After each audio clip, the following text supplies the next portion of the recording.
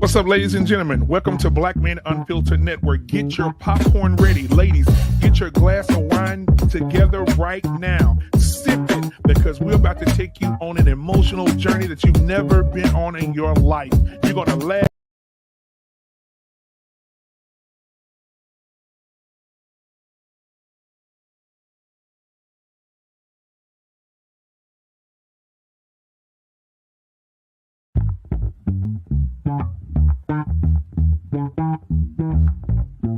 What's up, ladies and gentlemen? Welcome to Black Man Unfiltered Network. Get your popcorn ready. Ladies, get your glass of wine together right now. Sip it, because we're about to take you on an emotional journey that you've never been on in your life.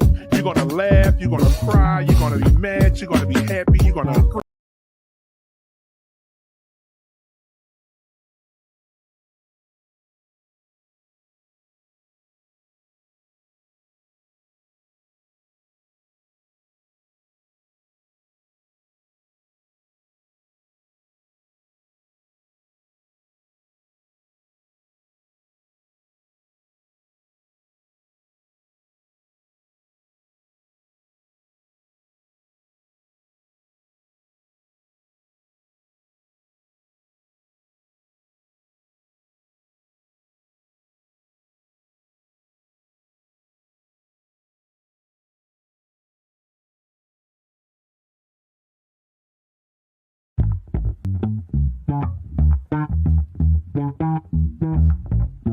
What's up, ladies and gentlemen? Welcome to Black Man Unfiltered Network. Get your popcorn ready. Ladies, get your glass of wine together right now. Sip it, because we're about to take you on an emotional journey that you've never been on in your life. You're going to laugh.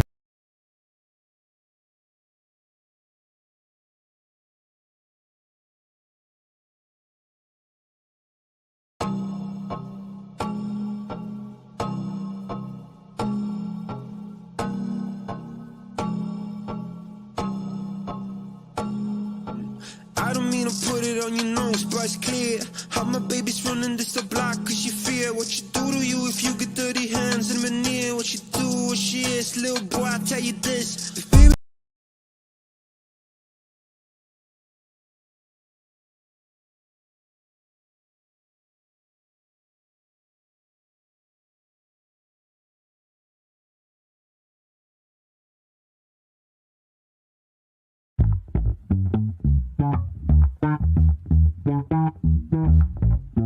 What's up, ladies and gentlemen? Welcome to Black Man Unfiltered Network. Get your popcorn ready. Ladies, get your glass of wine together right now. Sip it, because we're about to take you on an emotional journey that you've never been on in your life.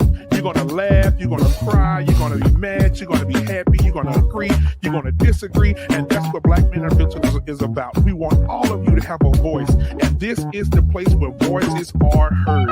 So thank you guys, because we're going to have the conversations that nobody else wants to have, and we're going to come to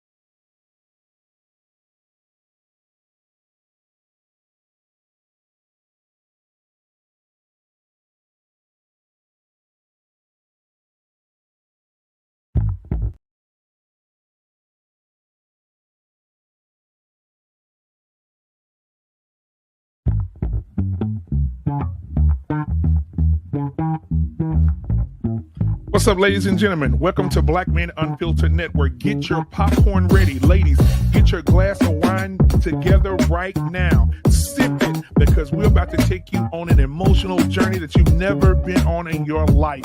You're going to laugh, you're going to cry, you're going to be mad, you're going to be happy, you're going to agree, you're going to disagree, and that's what Black Man Unfiltered is about. We want all of you to have a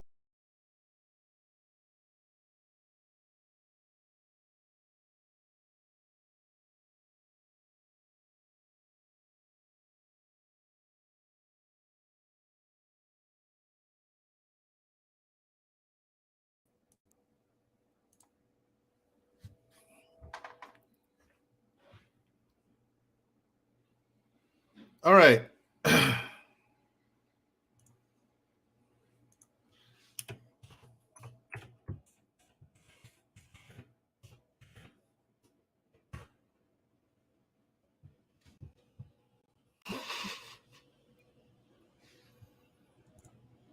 Okay. All right. We're live.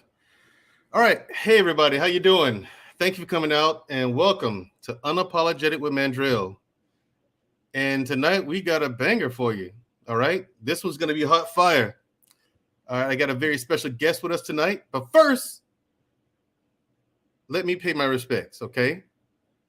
We got Marcus Rodriguez in the house. Thank you. Thanks for coming out. Genesis, Book of Genesis. She's here. Everybody check out the Book of Genesis channel. She has a fantastic channel over there with some really good content. Canadian-born Nigerian. Also with a fantastic channel. If you're looking for things like when it comes to technology, things like subjects like that, and check them out. We got I Am Courtney Michelle joining us tonight. Hey. What up, lady? All right. Let's see. Gina Morena, my favorite moderator. All right. Let's get to it. We jumping off a little late, but it's okay. It's worth it. I promise you. I have a very special guest for you tonight, and I'm going to introduce him and bring him up now. We got the real Nathan Daly here, y'all.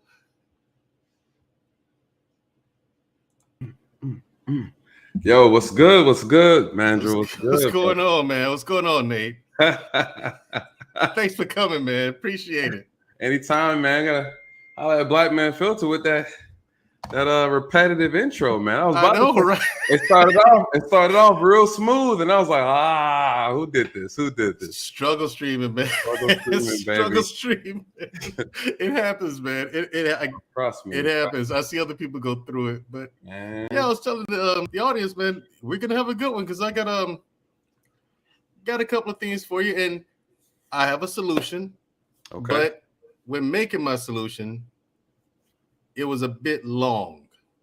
So I decided to cut a modest portion of it just for the sake of time. Because I noticed I was like, Jesus, I can really go on and on about this, can't I?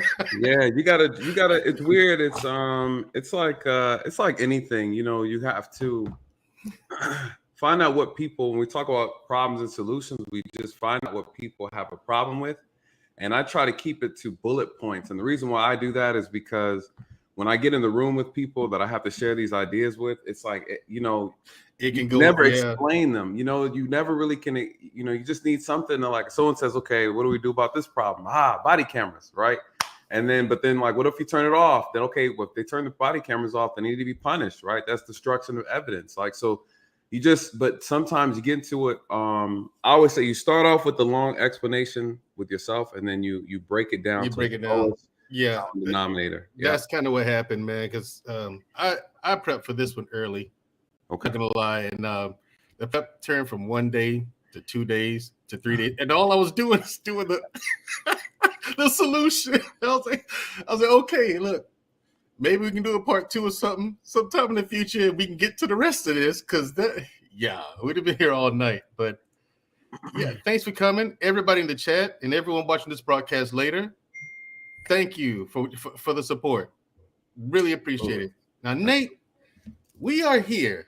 Yeah. As you see the title of the episode, Policing Our People.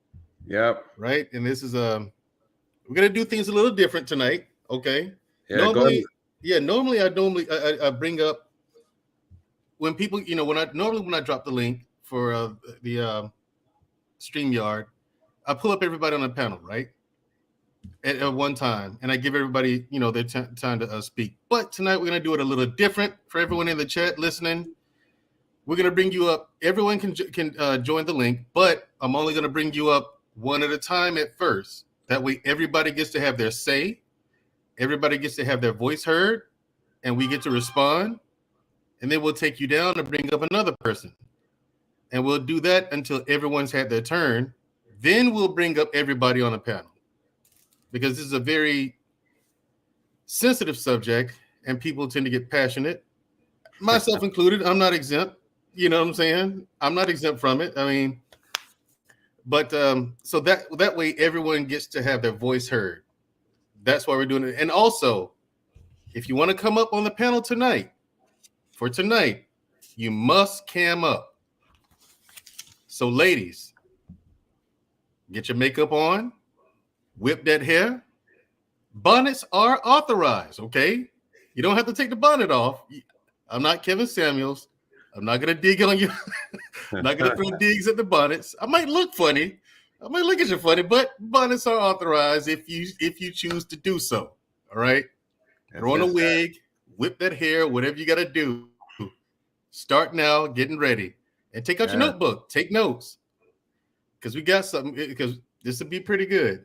Yeah, this is let me chime in real quick. This is an opportunity for you guys. If you have questions, get your questions together before Courtney said Bonnet's lives matter. That's true. Get your questions together while we're talking.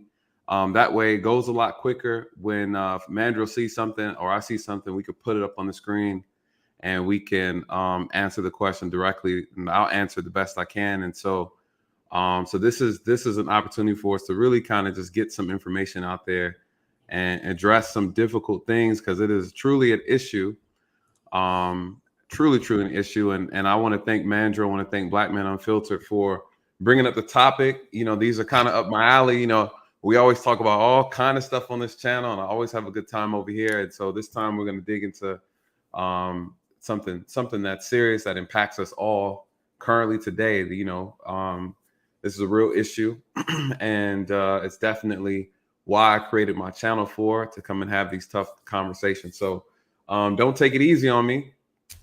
But you know, let's really dig into it. Real questions that you guys have.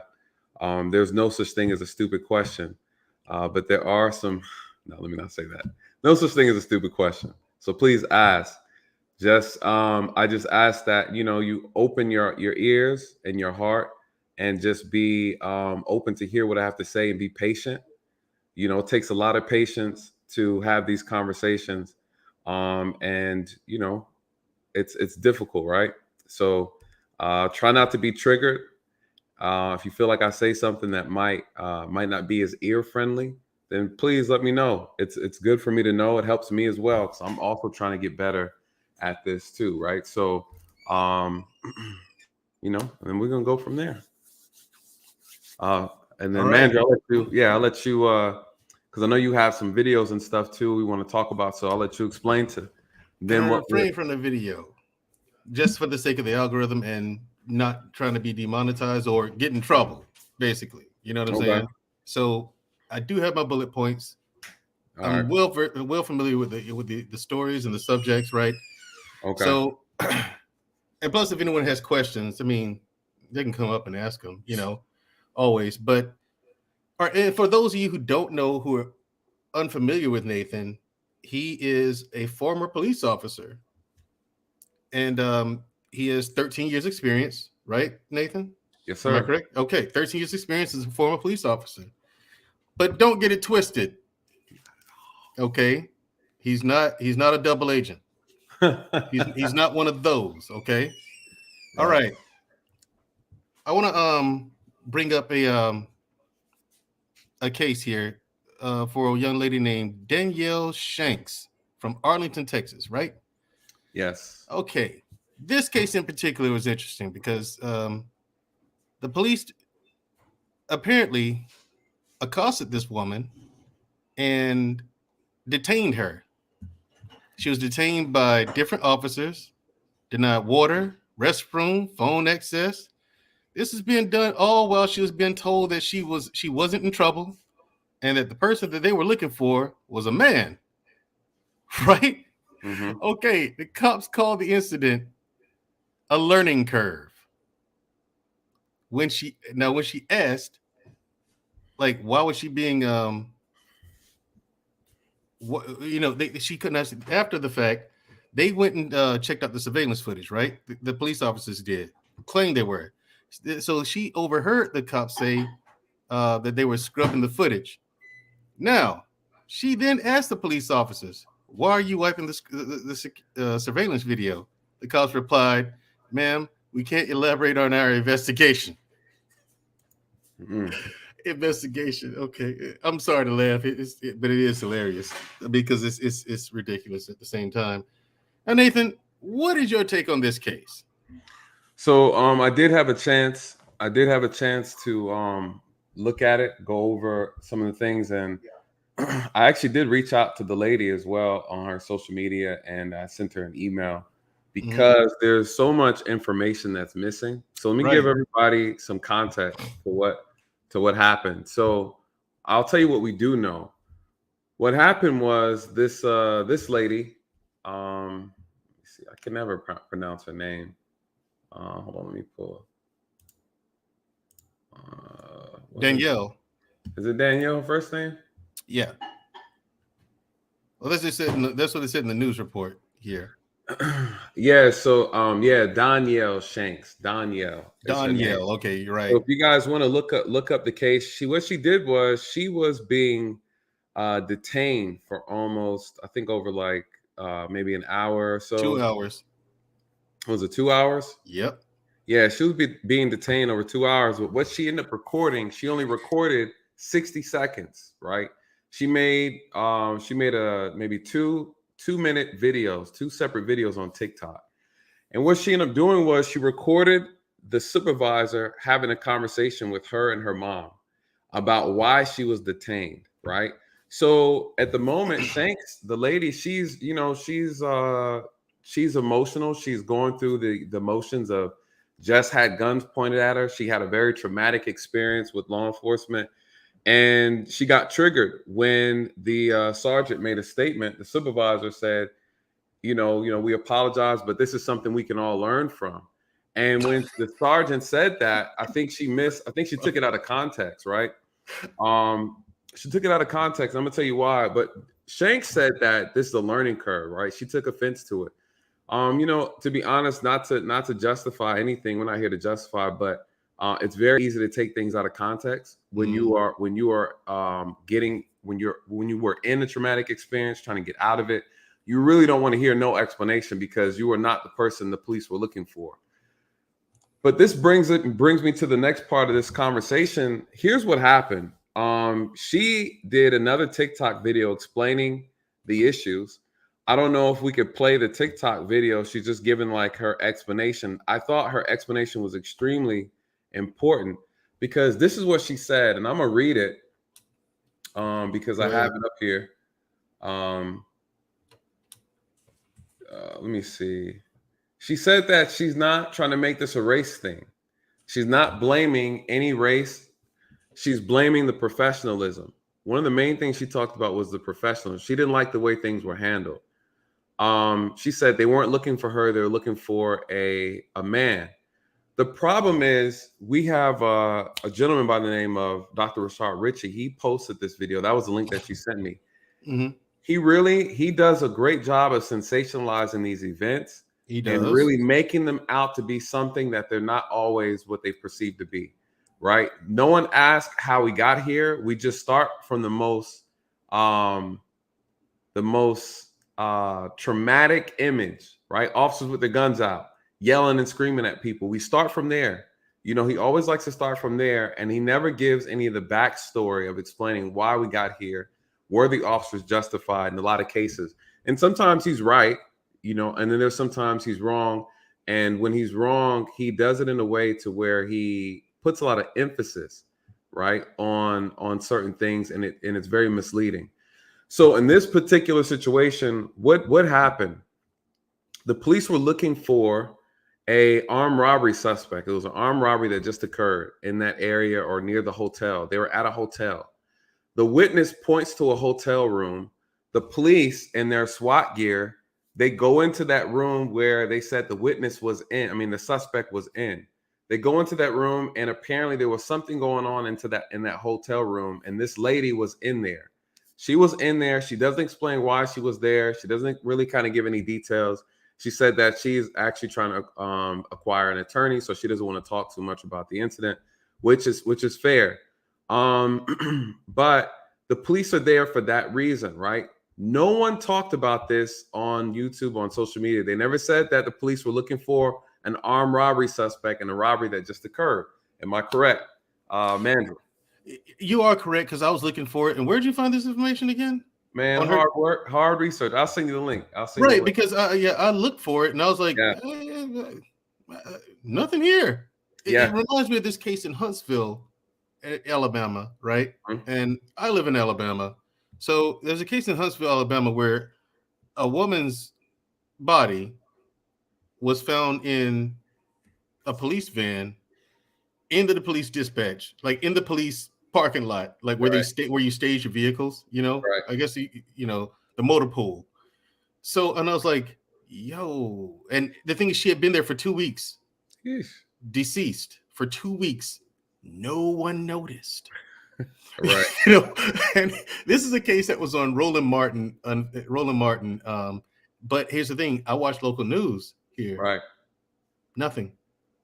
I read newspapers as well. Yes. Yeah. I'm old school like that. Nothing. Yeah.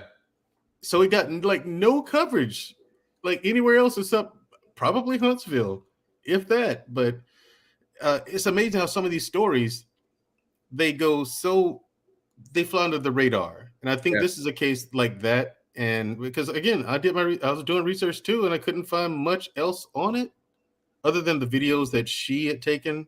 Correct. Like, and the bit that of the link I sent you, and I was like, what is this about? Yeah, it wasn't, a lot of people don't realize a lot of crimes don't ever make the news. This is why when I come up here and I speak about certain cases, I'm telling people, hey, white people get shot all the time by police officers, white and black officers. Nobody ever reports it, right? It's not necessarily newsworthy. There's crimes of all types of crimes that you never hear about that doesn't make the news all the time. And so her situation really isn't newsworthy.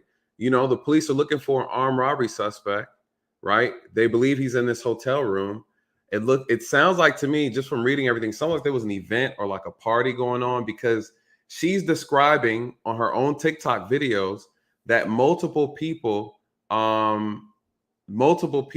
are being released out of the room except for her. The police go in there with their guns out and they order everybody down to the ground. She had guns pointed at her. That's what she's talking about. And she's like, hey, I'm not the guy you're looking for. Well, why did they detain her and put her in the back of the police car? Right? Because this is what she said happened. That's what I was going to get to. Yeah. That doesn't happen unless you are somehow connected or involved in some form or fashion, right? There has to be a connection to her. And the only thing I can think of, because she didn't mention it, the only thing I can think of is that, one, they may suspect her to be in a relationship with the suspect, or she's the one who actually rented out that hotel room that the suspect, they had eyewitness saying he was in that or affiliated with that room. That's the only thing I can think of why she'd be detained and put in the back of a police car, because she's saying she didn't do anything, she didn't fight, she didn't resist or anything of that nature. So, but outside of that, she didn't give us anything really. But then the supervisor took the time to go down there and explain to them why she was detained and why everything happened. And then said, this is something for us to learn tonight. When I tell people that I have in handcuffs, there's something to learn tonight about this incident, means that they had something to do with it, right? Officers just don't give a speech like that for nothing, right? So the problem is she only recorded 60 seconds. And the mom was there, her mom was there, and her mom was telling her, calm down. Hey, you need to calm down. You need to calm down. Your mom is there. Your mom is not irate. She's not frantic. So there's so many missing pieces to that. What do we have? We have a young lady who is complaining about officers pointing their guns at her and then using, language, and then her just overall not really being happy about the situation. But that's really it. And so then they took that video. The video went viral. She got over 1 million views on that TikTok video. I'm gonna put a link. I'm gonna add the link to the website where you can look at the videos, you guys, for yourself, and then come to your own conclusion. But overall, we won't really know until body camera come out and some more information. But you guys are more than happy to kind of go through it yourself and take a look at it when you get a moment. But it just goes to show that we have to be careful. I just threw it in the chat. We have to be careful when people sensationalize incidents we need to take our time, be patient, calm down, and look at all the information, ask the right questions before we jump to conclusions, because again, this starts to perpetuate this fear mongering that goes on in our community and ultimately ends up getting us hurt when we have interactions with the police. Right. That's, you hit the nail on the head. And that's also the reason why I wanted to start with this one, because there are missing pieces. You know, even I noticed, like, I couldn't find anything much on it. And the small reports that I did see on it, there was a lot missing. I wanted to know why, like, what was the issue? You know, why were they looking for a person anyway from the get-go? Why are you looking for a person? You know, now what is it about? Also, I still have questions. What is it about this woman? Do you think she was involved, or you know, did she look like the suspect? I mean, she's a woman, so I don't imagine she would, but you never know these days. I mean, you got dudes who, whatever. I'm not going to touch that one, but you know, I have a lot of questions. I had a lot of questions about this one. From what it sounds, from, you know, at face value, Nathan, it sounds like another one of these bad incidents where cops are just incompetent. That's the way it looks on the surface. But on the surface, yes. I didn't take it that way, because there's a lot of missing pieces here. Yeah. I'd really like to, you know, I'm going to check out that link later on, because I really want to see her flesh out the whole scenario. You know, I want to hear her side of it. And this is one of those cases where, because I talk to people all the time, and a lot of people jump to conclusions, you know, unless it's something very obvious, for instance, like the George Floyd situation or Tamir Rice. And Tamir Rice, that one I really didn't understand. Like, there was no stop, freeze, nothing. They just got out and started shooting, blasting. I was like, you know, unless it's a case like that, I'm like, yeah, that's ugly. And that officer needs to go to prison, needs to be in prison, preferably in general population. Correct. Yeah, you brought it on yourself. You know what I mean? And because this situation is getting to the point, has gotten to the point with me personally, Nathan, that whatever a cop gets, he gets. It's about time? Not just time, and let's say a civilian. I'll get to that later. Yeah, I'll get to that later. Okay, that part later. Yeah, but I wanted to start with this one just to let everyone know and see that not everything is a race issue. Not everything is a cop doing their bad job. Some of this stuff is the way it's presented in media. Is presented in a way that can make people fly off the handle, and people are already on edge. So I want people to, when they see these things, take a deep breath. Right. If you have questions, wait until you get your answers. Otherwise, people will. I mean, we saw it happen Sunday at the Oscars. Right. Over nothing. You know, so over nothing. Over words, right? Right. All over nothing. Just you do something crazy. You do something stupid, right? So I want to also, as a part of this whole policing our people, I want to get that message to our people, as well as police reform, real police reform. Just have our people like, hey, wait, before you jump the gun, woosah. Look at all the evidence. Look at the big picture. Look for the answers to your questions that you may have. Ask questions if you don't have any. Find some questions. Don't just jump the gun and think every police officer is the enemy. You know what I mean? Because that's one big thing. That's one solution for us as the populace. You know, that's one solution for us. That's one step that we can take for ourselves in order to help better, you know, police and African Americans and minority, the police and minority relations, you know. Yeah, and the thing is, one of the most important things that we're missing from our community, though, honestly, is that we have to know the laws, understand the laws, and we have to be more engaged with the politicians, the politics that go on in our communities that we live in.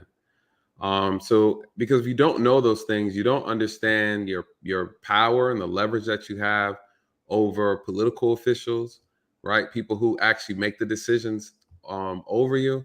So when you're absent in those areas, then you're uninformed, or when you're uninformed, it's easy for you to make mistakes or to fall victim to things. You can get stopped by the police, and this is one of the things that we see all the time. If you don't know your rights or you don't know the law, then if you assume something and you assume you're being harassed when in fact you're not being harassed, you can make poor decisions, right? And that's what we see a lot of times when we see our people resisting arrest. We're resisting arrest because we think we have a right to, and we don't. And if you are resisting a lawful arrest, you open Pandora's box. And unfortunately, where the problem with the police come in is if you're dealing with an officer who's not trained well, and you put them in a position where they have to now enforce law on you or use a level of force, and they're not trained well enough to do that, then they run the risk of hurting you, seriously injuring you, or unfortunately killing you, right? Your death becomes the outcome of an officer that's not trained well, all because you decided you wanted to resist, right? Or buck the system, as some people would see it. Some people say it's not fair. Of course it's not fair. It's not right. And it's extremely unfortunate. Don't open Pandora's box. Right on, man. I mean, that's why because as you know, I practice Brazilian Jiu-Jitsu, right? Mm-hmm. And it's magic, honestly. Yeah. It's magic. I'm in anywhere from 5 to 7 sessions per week. Okay. Right? For a whole hour, sometimes twice a day. And there are a lot of police officers who take it as well, right? Mm-hmm. And they sing its praises as well because it helps them to de-escalate in terms of de-escalation. Right. You know what I'm saying? They're confident for one, they're learning a skill, developing skills. They're confident for one that if this goes left, I can detain him as opposed to going from my firearm right out of hand. Correct. Also presence of mind. They're aware and they're ready mentally, and so I talked to them a lot, and we were sitting around joking around a bunch, and I was like, listen, any of you, your brethren ever pull me over, that's going to be the easiest traffic stop you ever have in your entire career. They're like, what do you mean by that? I said, so I'm going to do whatever you tell me to do. The only time I'm going to nut up is if I absolutely have to. Like, if there's no other option, this officer has put me in the position where I have to defend myself. And, if you just cooperating, I mean, even if he's being a jackass, okay, cool. Do what he says. It's annoying, but I mean, because I've had that happen to me too. Like I said, it was annoying, but I was like, whatever. Let him play his games. I get my car at the end of it. I'm gonna get my car and pull off and go home. Well, we got to change our mindset. Some of us have a really bad mindset. A lot of people argue that it's because of, some people would say the police created it. Some people say it's because of the history of such bad policing just over, centuries. I mean, we could blame it on whatever. It's true. The problem is if you don't handle the situation properly in the moment, you're going to have a bad outcome. And I think, so it's almost like we got to skip right to the truth is the way you handle yourself will determine how your future looks, right? Are you going to be in the hospital or are you going to have a ticket? Are you going to be in the grave or are you going to get a ticket, right? Like, so I don't understand. Sometimes it's hard, especially when you have when you have officers that are very unprofessional, that are disrespectful. People feel like that's the time to challenge them. That's not right. I tell people all the time, when you're getting pulled over, start recording yourself. You're more than happy to record. All you have to do is be polite, be respectful. If you're unsure of what to do, the best thing you need to do is cooperate. Mm-hmm. Best thing you need to do is cooperate. So, question: do we have a problem with authority figures? I think so. I think our community has some issues with authority figures, especially white authority. I think white people in uniform, in some cases, this is not all cases, rub some black people the wrong way.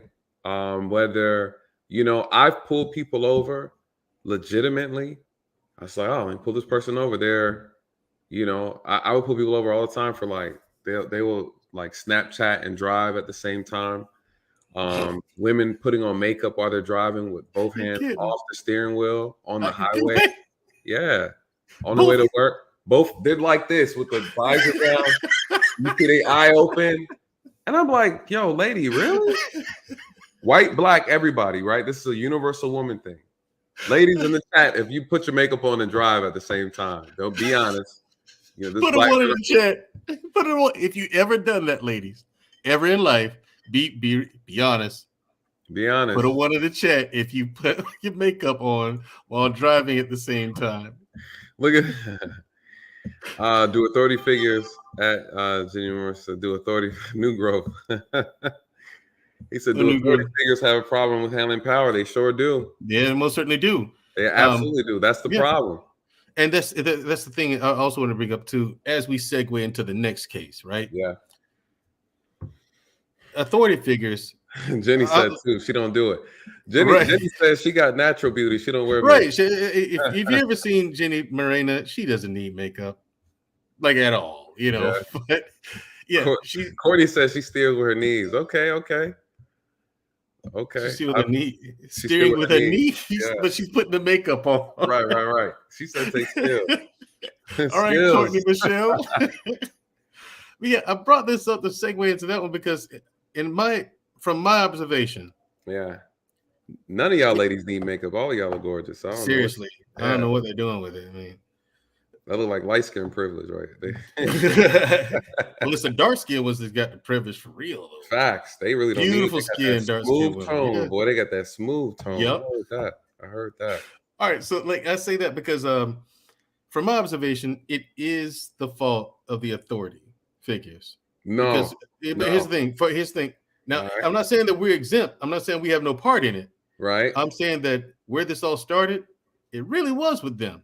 Because for long hundreds of years, and let's skip slavery and all that stuff. Let's just start with the 20th century, right? Massive abuse. Look at what happened in Watts in the 60s. The cops just would went into Watts, no rhyme, no reason, not really, and they just started kicking in people's doors. They did the same thing in the 80s.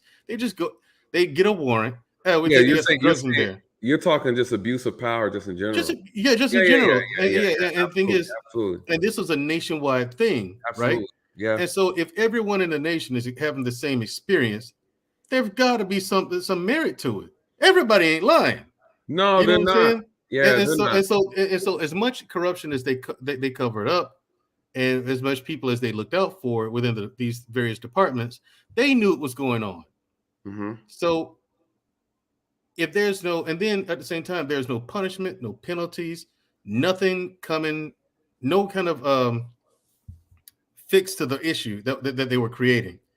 So after so much time of that, and then that whole Rodney King thing happened, and everyone, all black people, like, finally, see, we told you, got you on tape. See, everybody, we told you this happens. We told you this happens. I'm paraphrasing for black people right now, right? We told you this happens.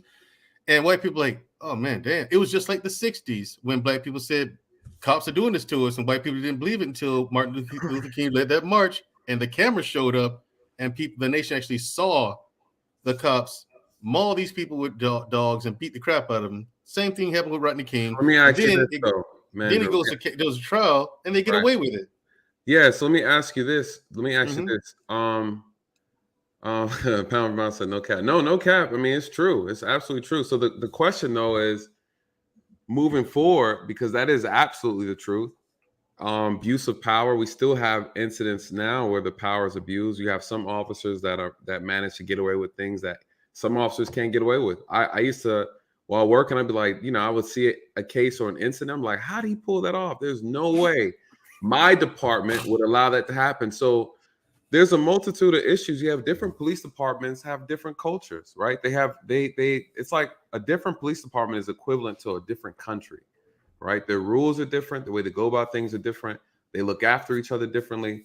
And that's a problem with policing too. There's no universal standard that's accepted nationwide. Yeah, we're gonna get to that too. Yeah, and that's what, honestly, again, I'm the type of person, I believe that you need to answer the will of the people. The people are saying they want something done differently. They want to change, and they're challenging people. But the people are asking this, but they're not galvanizing their votes properly, right, to actually get it done. And so anything is possible because money's involved. And as long as money is always going to be the incentive, you can fix any problem. You can fix human behavior with money. Okay, cool. let's move to this next one. Now that you've agreed with me that it is your brethren's fault. Okay.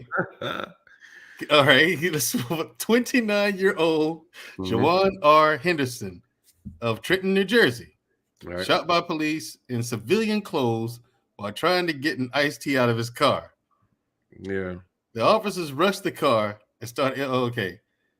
The encounter, which occurred soon after midnight on February 12th, was described as two masked individuals in dark clothing approaching Henderson in an unmarked vehicle, boxing in the Saturn Ion that was double parked in front of his home as Henderson attempted to grab his drink.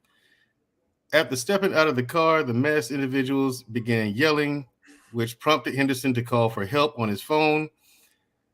From one moment to the next, one of the masked officers smashed the driver's side window and shot Henderson 4 times. Yep. Now, here's another one. I want to know why the cops were looking for him. Was he the person they were looking for?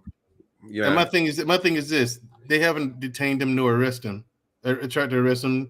I mean, they haven't officially brought him up on charges. Yeah, they charged him. They charged him with obstruction. But let me tell you what happened with that case. So I pulled it up. I watched the video. I watched 4 body cameras in reference to that. Yeah. Help me out with this one. So, you guys, this is what happened. They are a SWAT unit. They're a SWAT unit. So they're SWAT police officers. And they were in unmarked vehicles, but they have lights on them.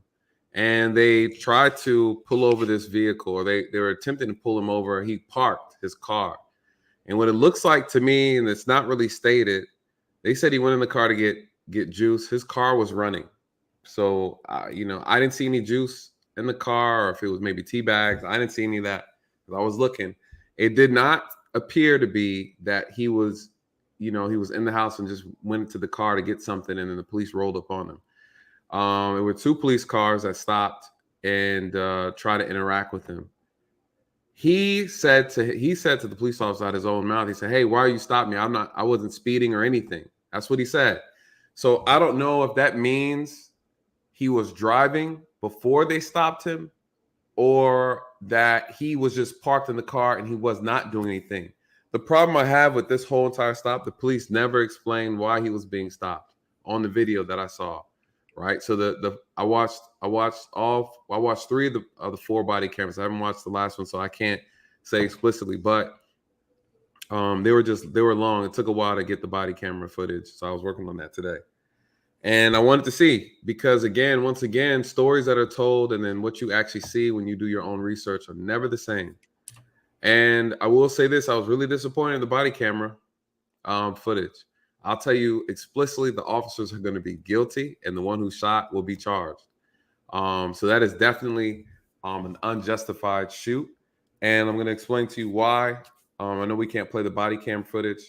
We can play it, but we'd have to stop it before the shooting so the channel doesn't get flagged. It would be up to Black Man if he would want me to play a little bit so we can walk through it, and I can pause it before things get nasty. But one of the problems, there's 2 issues here. Again, you have officers, and there was a black officer, then there was 2 black officers at the scene. So this isn't he was screwed then. This is why you don't see a lot of attention with a lot of activists, right? Because it doesn't fit the narrative. It doesn't fit the narrative when they mainly get behind situations when there's a white officer who does the shooting. Right. Unfortunately, there's an white officer who did the shooting. I believe he might have been mixed. He might have been like Hispanic. He might have been. He was white.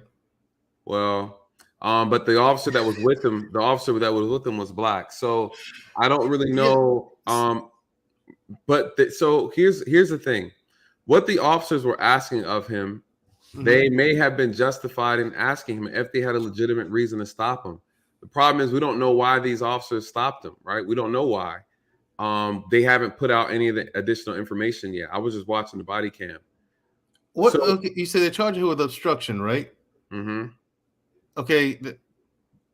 Obstruction works. The way obstruction works. I know that, but if they're going to charge him with something, why didn't they just charge him for what they pulled him over for? It depends. So it depends. Say they were investigating a crime. Say they were investigating an incident. So there's no charge in that investigation process. If they were investigating him for some type of behavior or something that he may have done, or that vehicle or whatever, then no, there's no charge for that. It can be obstruction if you don't cooperate with the investigation.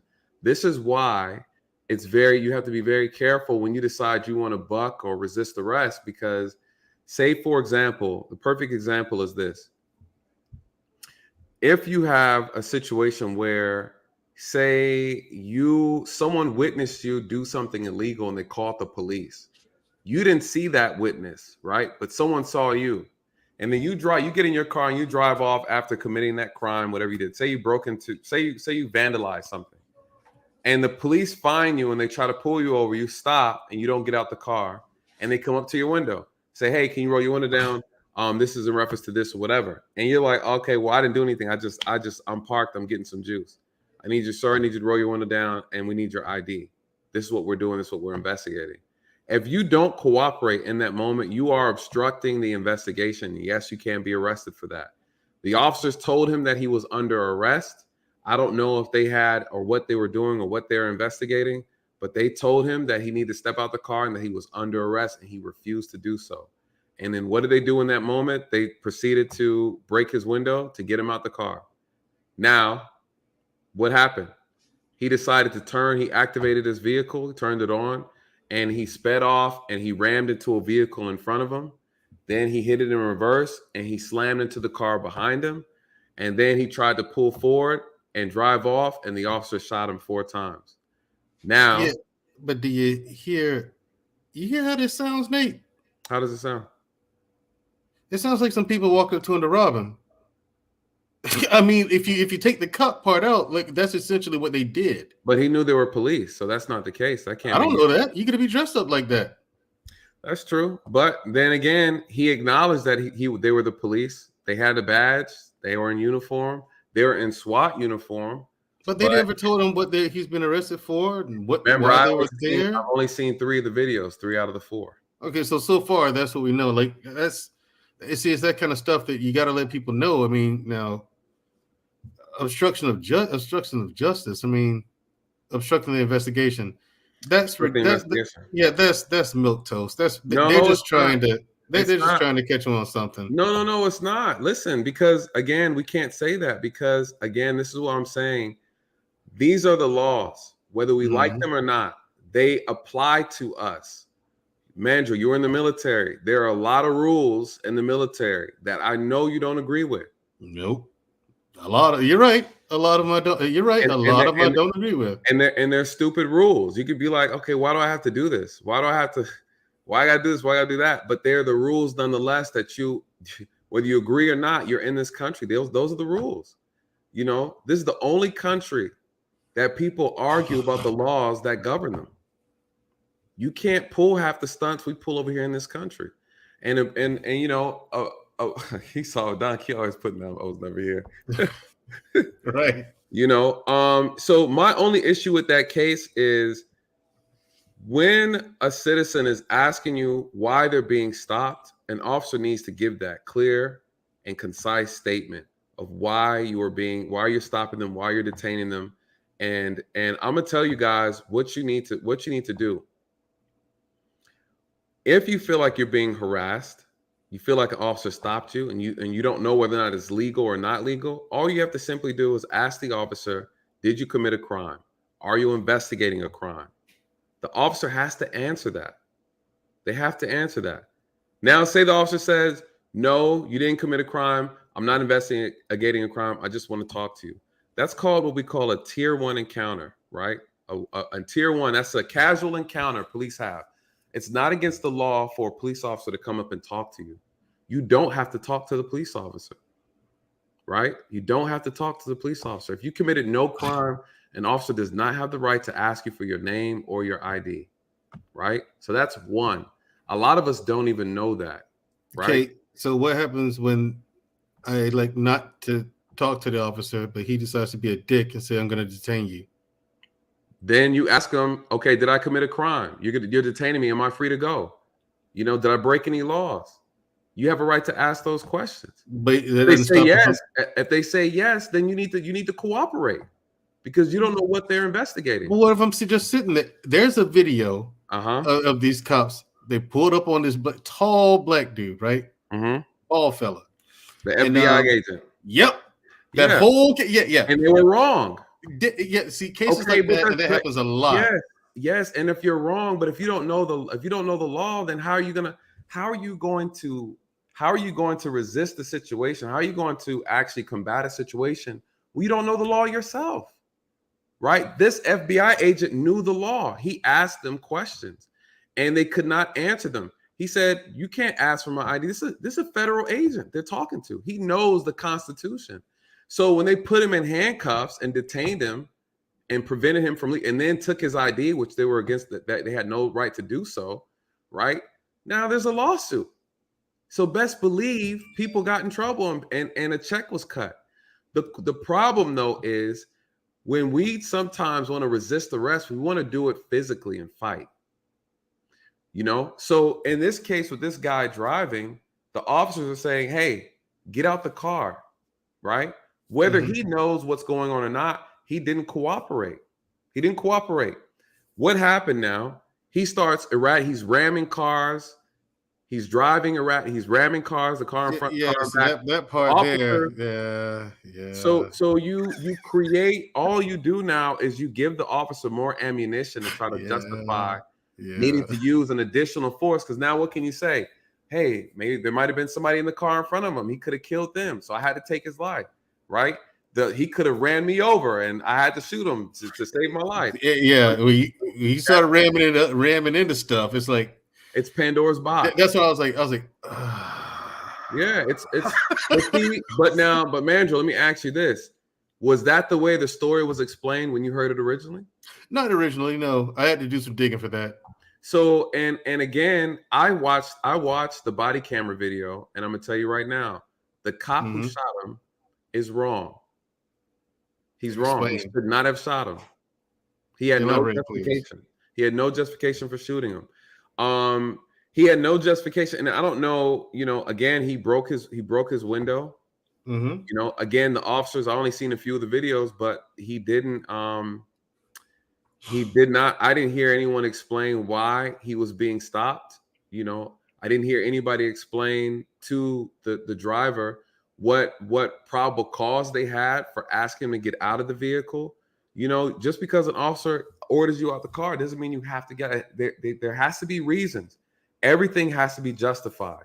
You have to be able, as an officer, explain to the courts and the person why you're doing that.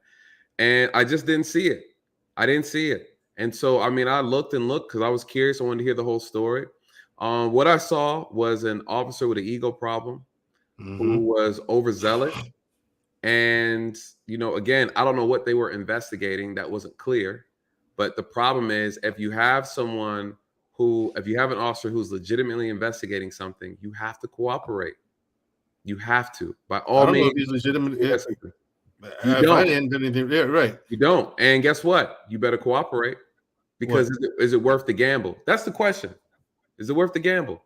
Yeah, because this guy now is paralyzed from the chest down. He's paralyzed. Yep. From the chest down. Now, when it comes to him filing a lawsuit, what are his chances? He'll get it. He'll get it. Absolutely. All right, cool. Now that we got that, let's get to the fun part. Because I've been told that sometimes I can be a bit too straight down the middle and dark and rigid. You know what I'm saying? Everything's doom and gloom. It's a dark topic. You know what I mean? It's a dark topic. Don Q said I'm cop-splaining. Yeah, exactly, Don. He's cop-splaining. That's what he's doing. But let's get to the fun part. Now, as you know, Nathan, this is a solutions-based show, right? My goal is to find solutions to these issues, you know, to help us better navigate life, you know, and to get people to think in a solutions-oriented way. Because if all we do is talk about problems, you're only going to think about problems. Right. Start talking about solutions, you're going to start thinking about solutions. Right. It's how we train the brain. And right before we do that, everyone in the chat, remember tonight is going to be done a little differently. If you want to join the panel and come up and talk to Nate and myself or debate us about something, we're going to be doing it one at a time at first, so everyone gets their chance to speak. Everyone gets their say and gets their voices heard. And after everyone has a chance, then we're going to bring everyone who stays on a big panel like we normally do. That's number one. Number two, you have to cam up. You have to have no avatars tonight, no placeholders. You have to cam up tonight. All right. With that being said, Nate, I've come up with quite a few bullet points when it comes to police reform. Okay. And again, I had to cut this list short because, brother, I was just typing stuff up. Like, seriously, I didn't realize it. 3 days had gone by. I'm still typing stuff. That's good, though. That's good. That's good. So I shortened it down to just a few. You know what I'm saying? Yeah. Take some of this. Tell me what the issues are, and then let me hear your thought on the issue. So give me the issue. Let me hear what your thoughts on like the issue specific, and then let's talk about. Come on with the bonnet, Miss Creative. Right, Miss Creative. Come on with the bonnet. Bonnets are authorized. Yep. I'm not Kevin Samuels. I'm not going to ridicule you for the bonnets, ladies. Okay? You can wear the bonnets. Like I said, it might give you a funny look, but yeah, you're fine. Okay?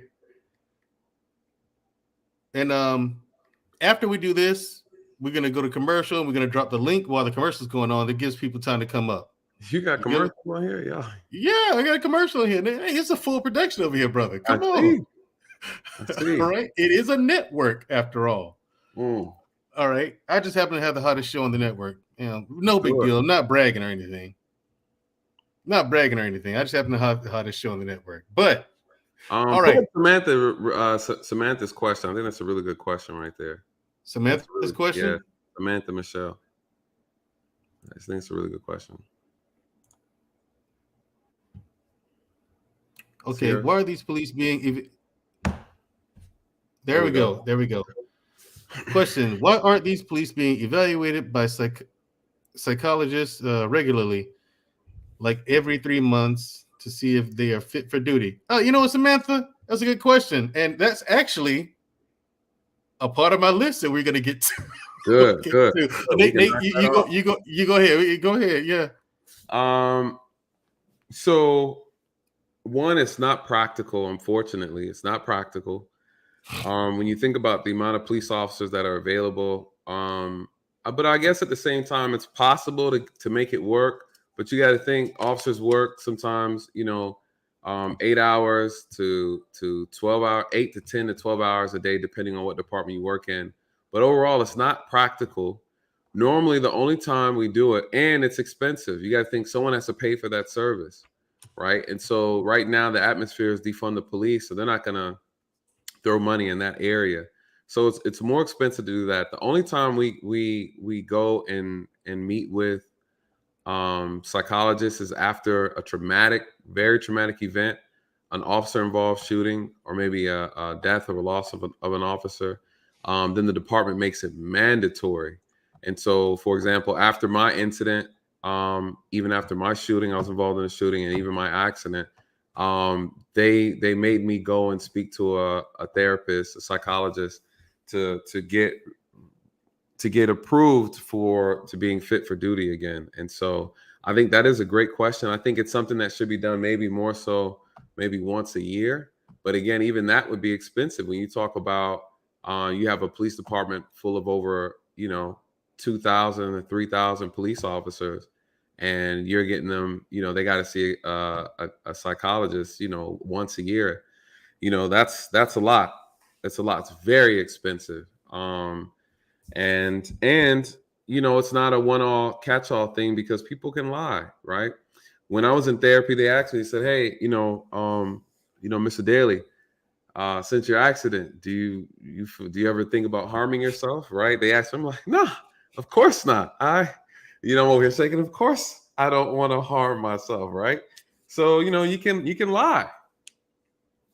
You can lie. And so It's not the most effective way, I think, unfortunately. I wish there was a way to really evaluate a person, because when people go home, officers go home, you know, they're dealing with their world too. You know, then they go to work and they're dealing with everybody else's world and problems every single day.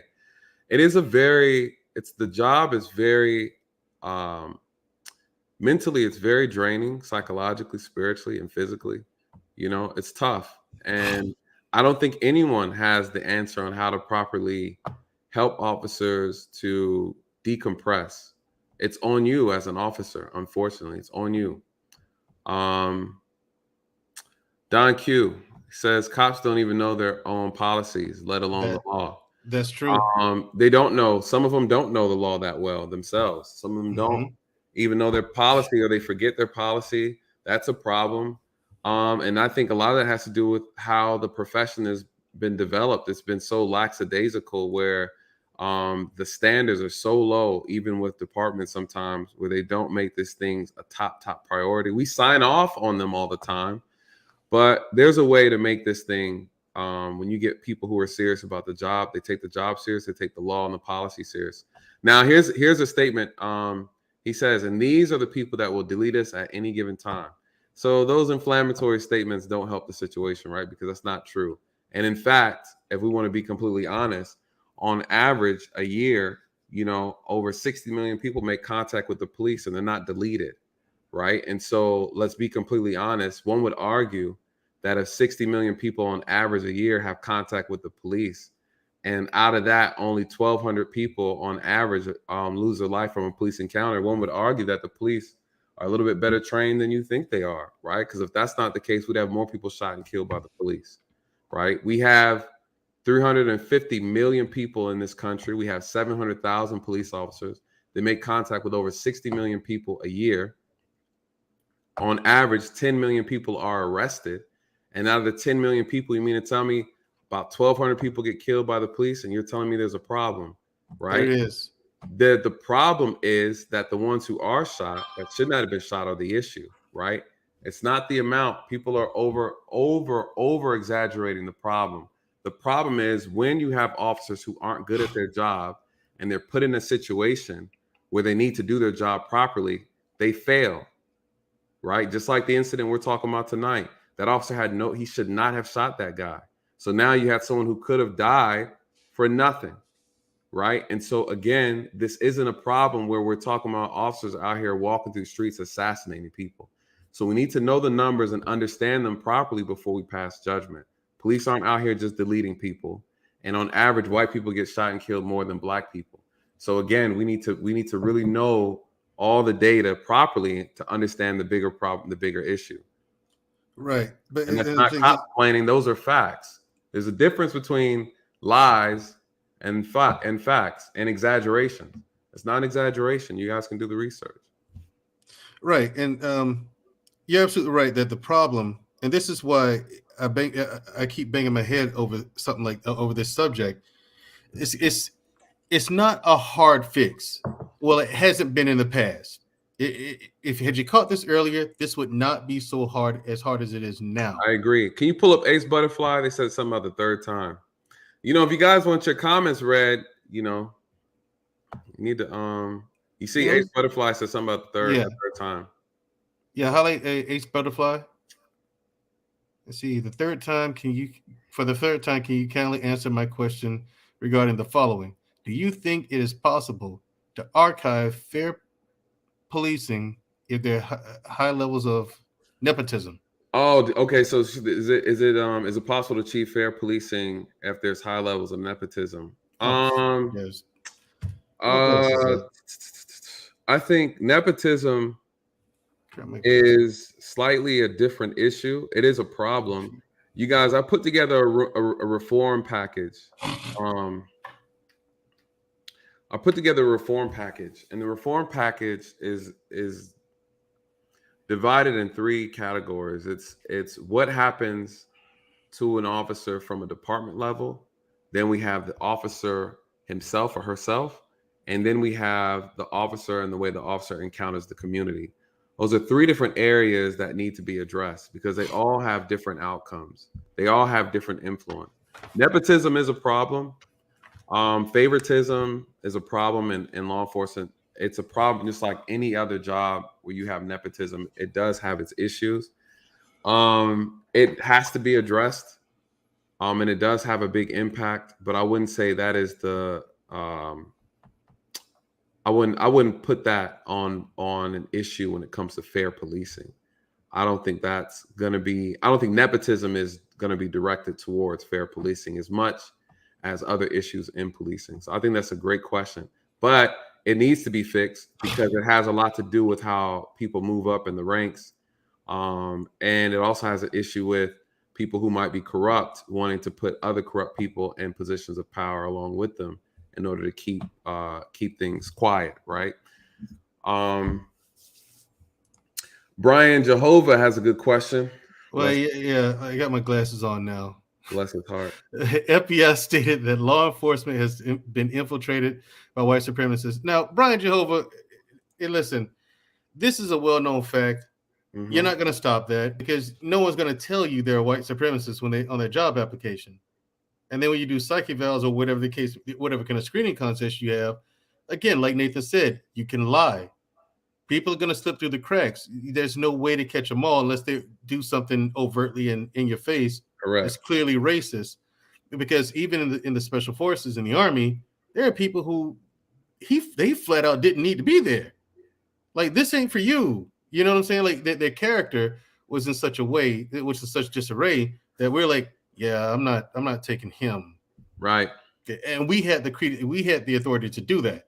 Like it was done by committee. Like the team would talk and debate about a person if that person became an issue. And it's a rare occurrence because very few slip through the cracks, but I've seen this happen, Nathan. We get together. Yeah, this guy here, nah, not with it. He can't come. You know what I'm saying? He can't come. Absolutely. Yeah. Absolutely. Yeah, that's where I get that from. You'll hear me say that about people all the time. Like, yeah, he can't come. You know, he can't come. And so we take it over the chain of command. Yeah, this guy, he's a problem. He's out. But I know we got a lot of good comments. Don Q said, Don Q, Don Q's on it. Yeah, he's one of the. I was like, he might have to take a flight up out of here then. I think a lot of people hate this country so bad and complain about it. You might have to, unfortunately, you might have to take a flight out, right? Good luck, depending on wherever he lands. Okay, you know what I'm saying? Let's get to. I know we got some good comments, but let's get to this list. All right, go ahead. Number one for my ideas of police reform. Number one, in civil forfeiture. That is number one on my list. Why? What is that? You know what civil forfeiture is? Why is that number one? Why is it? Yeah, why is that an issue? Because you're stealing. That's all it is. It's my money. It's my money. Okay. You can't have it. It's not yours. Fuck you. Well, I can take this money because I think you might do something illegal with it. No, fuck you. That's robbery. That's stealing, Nate. Come on. Well, it depends. None of your fucking business. It's my money. You're a fool. I'm saying, bro. We take stuff from money and assets that are earned criminally all the time. Mm-hmm. So if it's legitimately earned, then you can keep it. But they don't do it like that. How do you know it's legitimately earned? If you're doing a raid on a building, you have the warrant, you have permission to go in there and clear this place out. You find drugs, paraphernalia, money with coke all over it and everything like that. There's white lady all over the place. Got it. Seize it, put it in evidence, and hey, do whatever you want to do with it. You can burn it or spend it. I don't care when it comes to that. But if it's a pedestrian driving a car and they're carrying cash, because I carry cash when I drive. If I'm driving out of town, I carry cash. Yeah. And how much cash do you carry on you though when you're driving? Hey, listen. Well, the law states as long as you can prove where you got it from. I'm just listen again. I know that's the problem with the law. As long as I can prove where I got it from. Yes. Here's the thing. No, it's none of your business. It's a free country. I earned that money, and you can't prove that I didn't get it from there. All right. So guess who you need to talk to? That's number one on my list of police reform, civil forfeiture. No, I won the debate, Nate. That's wrong. I mean, Period. listen. It goes wrong. I keep my money in the bank, so I don't ride around with $2,000 and then can't explain where I got it from. Well, most of the time, of course, for the most part, I keep my money in the bank. But if I'm driving, dude, if I'm driving and I'm out going on a road trip or whatever, yeah, I might have $2,000 on me. I mean, 1,500, $2,000. I mean, depending on where I'm going, especially if I'm going to New York, you gotta. You know how many toll bridges I'm gonna go through? Oh Lord, listen, that's not going to impact Black lives. Yes, it impacts Black pockets. All right, well, let's go to the next one. We talking about keeping people alive. You talking about keeping people paid. Let's go to the next one. Okay, this is police reform. All right, this is okay. We'll put that one at the bottom. We'll put that. No, y'all can't steal. You can't have the money. Hey, mate, that's mine. You see that Corvette in the hood, and it's like, hey, thank you to your from your neighborhood drug dealer and stuff like that on there. Oh yeah, yeah. None of your business why I got the Corvette and why it's in the middle of the projects. Okay, I got it like that. Well, all right. How do you qualify for the projects? None of your business. You see people getting arrested for that PPP loan fraud, right? Hey, left, right, and center.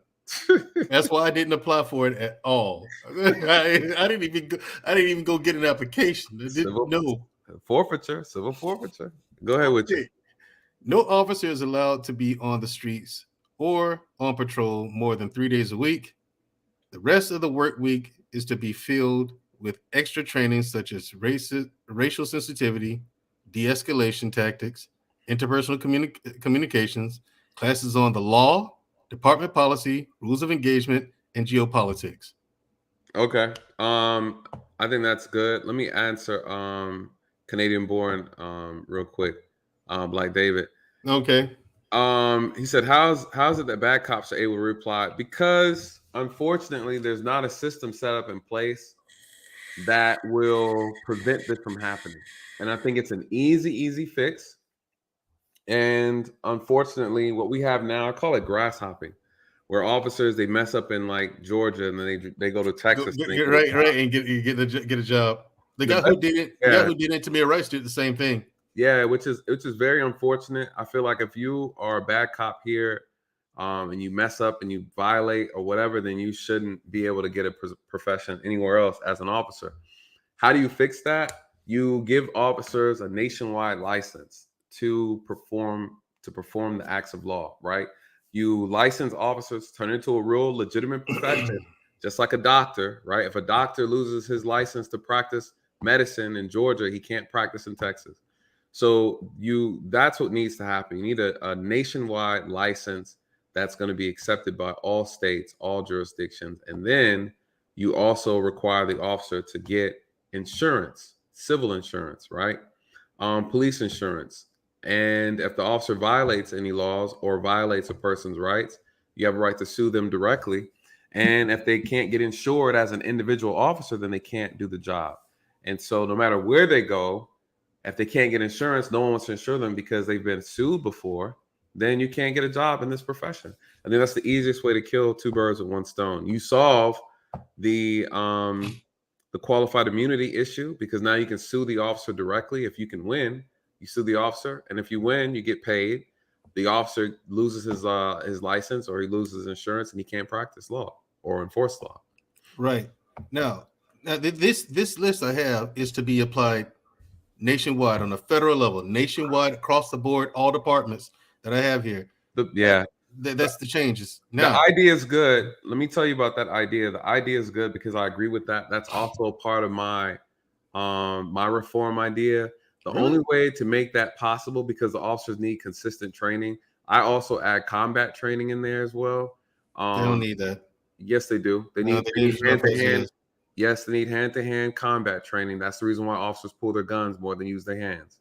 I'm telling you, take Brazilian Jiu-Jitsu, mandatory. They need hand-to-hand. I'm telling you, ask me. I'm the professional here telling you what the officers need. A lot of officers cannot fight. That's true. That's why I say Brazilian Jiu-Jitsu. Brazilian Jiu-Jitsu is grappling. It's not fighting. I'm talking about combat, hand-to-hand. Rather get punched or shot. I mean, here's the thing. Would you prefer to get punched or shot? No, there are takedowns in Brazilian Jiu-Jitsu, tons of them. And there is striking in Brazilian Jiu-Jitsu. Officers need to know how to fight properly. Okay, tell them to take some karate. And self-defense, grappling is a must, and it needs to be consistent, because in the training, my academy, they taught it. The problem is my academy is not everybody's academy. All police departments are not the same. And that's the problem. There's no universal training curriculum that all police officers go through. That's why it's Russian roulette. When you get stopped, you just don't know what level, what quality of an officer you're dealing with. And if you put an officer in fear for their safety and they feel like they can't handle the situation without using their hands when there's no weapon needed to be used, then you force that officer to use their gun or another weapon on their tool belt. It's just that simple. And all the officer has to say is that the officer felt in fear for their life. So if you make the officer scared, if you got a scaredy cat, you might as well go. And the thing is, that's why I don't bother him. I know what the thing is, Nate. I tell people all the time, I'm like, look, bro, I know what I look like. Mm-hmm. Okay, I step out the car, the shoulders and all the muscling carrying on. I mean, look, no, it's over. He's going for the gun. Right. You know what I'm saying? I'm just like, and I got tons of guns, but I don't carry them unless I'm going to a range or something. And I make sure that the weapon is in the trunk. The ammo might be in the back seat. The weapon and ammo in completely different sections of the vehicle. Right. And so I can explain it. Hey, what are you doing with all this? Going to the range. Or I'm coming back from the range. Just right. I do it as for recreation. You know what I'm saying? Now, next. And by the way, I'm not a defund the police guy. So, because we need money to have all this. Correct. Every officer is to attend mandatory weekly psychotherapy sessions. All right, we answered that one. Yeah, we answered that already. Okay. That's gonna be too difficult, too expensive. We need something more, maybe like maybe once a year, I think might be more practical, but I'd have to look at the cost of that because I've never seen the cost, but I know for a fact it's expensive. Psychotherapists are not cheap at all. So next, any officer involved in a shooting or a violent event of any kind is to be taken off the streets for a minimum of 2 weeks and is to attend daily psychotherapy sessions along with extra training, also to be attended daily. Okay. They are taken off the street. Every department's different. Like you're taken off the street till you're clear for duty. I agree. I think there should be an extended period of time, universal, saying, hey, you're involved in a shooting, you need to have 3 weeks off, a month off, and then a court, and along with the therapy sessions. So I do agree with that. I think that's very reasonable. Right. Now, everybody in the chat, please be patient. I got 3 more bullet points I'm going to go with. Then we're going to go to commercial, drop the link, and you guys can come up. Remember, you must be cammed up. No avatars. Picture perfect, just like us. Okay. All right. Next, if the officer is involved in an incident in which malpractice, misconduct, or corruption is suspected to any degree, all officers present on the scene during the incident are to be placed on immediate suspension without pay until the investigation has been concluded. No, you can't do that. You can remove them, but you can't do it without pay. Yes, you can. You're not going to get paid, and you might have done something crazy. But you don't. How about this? I pay him, but if I find the corruption, malpractice, or misconduct, you got to give me the money back. I like that. Absolutely. This is what I'm talking about. We can negotiate, right? No, I think those are good ideas. Hey, listen, a lot of officers don't want the bad officers in there, right? We don't want that. So I think these are great ideas. If you opt to receive payment while you're being investigated and it comes to find out we're going to fire you, then I would say I want that money back. I think that's a great idea. Okay. Next, very creative. Every police department nationwide is to be placed under strict oversight by a joint task force comprised of agents from the FBI, Federal Bureau of Investigations, and Homeland Security to make sure that these new guidelines are being enforced. Now, any department, this leads right into the next one. These two are kind of combined. Any department found not enforcing these rules of reform will result in the immediate termination of every ranking officer, including everyone up to the chief of police and down. Your leadership must go. You're not enforcing it. You're part of the problem. You got to go. I agree. I think there's some departments where it's so deep rooted, it needs to be gutted out. Yeah, and that's why I'm all for that. And I think that lets that also puts the responsibility on the highest form of leadership, right? Because now you're saying to them, you can lose your entire command staff, right? Think of it as the military. You're military and law enforcement, paramilitary. If they knew they would the risk, you can't say plausible deniability. You better be informed of what goes on in your division, in your unit. You better be informed because we're going to wipe the entire command staff out. I think it's a great idea. And I think that would put people, that would create an accountability that's unheard of today. Because what ends up happening now, you have scapegoats. You got people who can like, fall on the sword for the greater good. And they'll do it, right? They'll get their pension, take a pay cut, take a payout, and they keep the corruption going. So yeah, I think that's amazing. I think that's a great idea. Gut it out. Listen, I worked with some people and I've seen some people in chain of command, and it's like, this is horrible leadership. Horrible leadership, man. And they got in there through nepotism, right? People got in there, they knew somebody. So it's a real problem. And like I think Ace said it earlier. Yeah, if you fix that problem, it does correct the corruption issue if someone is bringing in people to keep it, this is between the boys or the good old boy system. Absolutely. Those are the things that need to be implemented in order to have a fair checks and balance. Absolutely. Yeah, I'm glad you like some of these ideas. Yeah, and like I said, I had lots more, but I know you have time. You have a life. I don't want to keep you here. I want to hear them because it helps me. This is why I thought it was such a great idea, because you might think of something I didn't think of. Though I have inside knowledge, the idea though is how do we create a more equitable system of policing where people feel like they can trust the police again.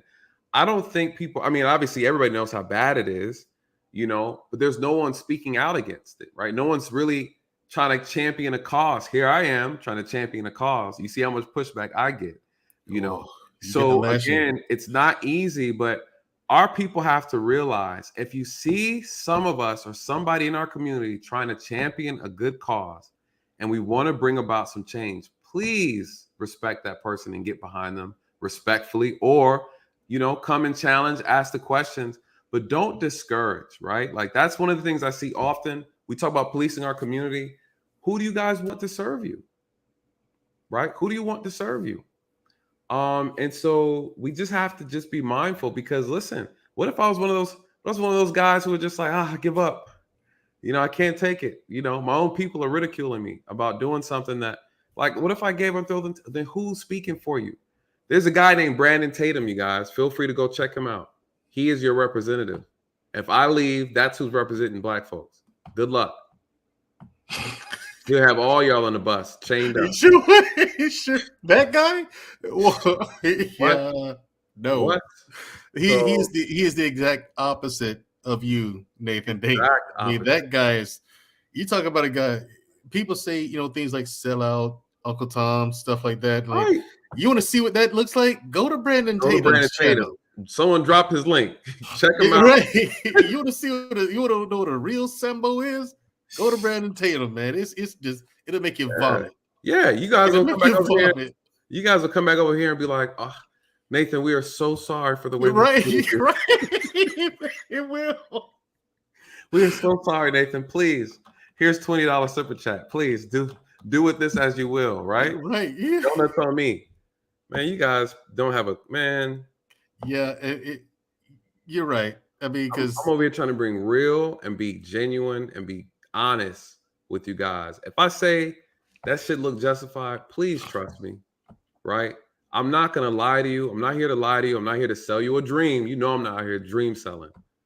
I'm definitely not out here selling y'all a dream, Skittles and rainbows, because I say things that piss y'all off sometimes. But you guys, I'm doing it out of pure love, because I could have been chilling in the back. Yeah. Country hopping, which was what my plan was going to be, but COVID stopped me. So God worked in mysterious ways, and so I just knew this was an area that needed to be addressed because nobody was addressing it. I've seen other black officers on YouTube. They ain't talking about a damn thing that's going to help our community. So you guys, I feel like I'm in this boat by myself. You kind of are, to be fair. Yeah. Who do you please name a black officer, current retired that is just trying to help, please. Yeah. I There's you. The only help we have is you and those spreading and those audit guys. The auditors are dope. That's why I want them on my channel. I reached, Don Q's supposed to be sending me some emails. Don Q over here hating in the chat. Don Q, because those guys are awesome, man. He's spreading propaganda like mayonnaise out here, man. That's what you're doing over there. I must have missed those videos. Negro messing around. Right, I must have missed those videos. But all right, everybody in the chat, we're gonna cut the commercial here, and while the commercial's going, we're gonna drop the link because you and I can go all night, Nate. We'll drop the audience. It's 10 o'clock now here, so okay, it's 10 o'clock here now. So I don't want to have them up all night, but I'm gonna drop the link so they can get up here and ask their questions. If you're willing to do a part 2 sometime in the future, like I said, we can make that show all about the list. Yeah, and if we're done and you guys still have questions, put it on the video. I'll answer them. Has Sergeant Dorsey heard of Sergeant Dorsey, black female police officer, gray hair? Okay. Sergeant Dorsey. I do know Sergeant Dorsey. Yeah. We'll go ahead and hit the commercial. How much time we got? Yeah, we got plenty of time. I just want to get the audience in here. And get their insight in their questions and stuff like that. Okay. And remember, everybody, no avatars, cam up. Up. And we're gonna bring you one at a time at first. Then after everyone's had their say, we're gonna bring up the whole panel. There we go. All right. Cue the commercial.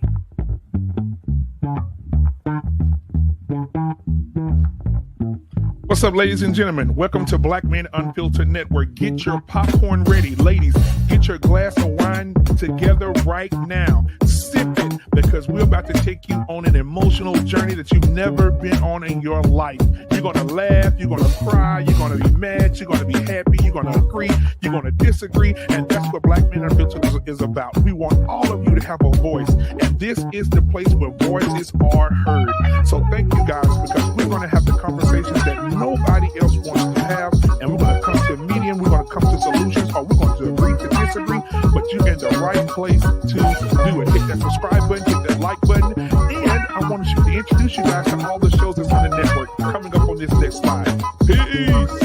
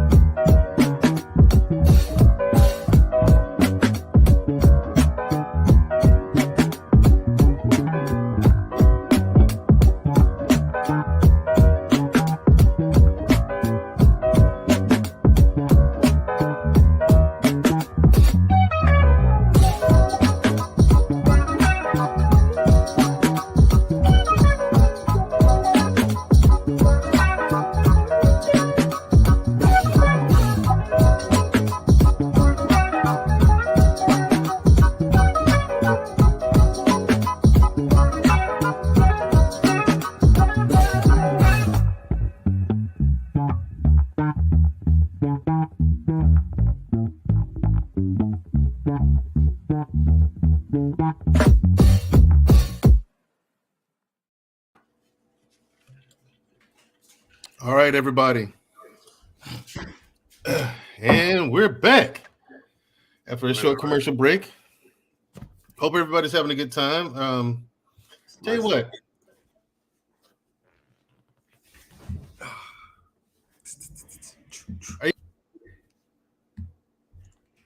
Nate, you enjoying yourself over here tonight? Oh yeah. I'm okay. I'm ready for the questions. All right, we got my man Jay Boogie. Yeah, my man. I met him a couple of nights ago, and he was on a panel with me last night for Talk Tuesday. Really good brother here, man.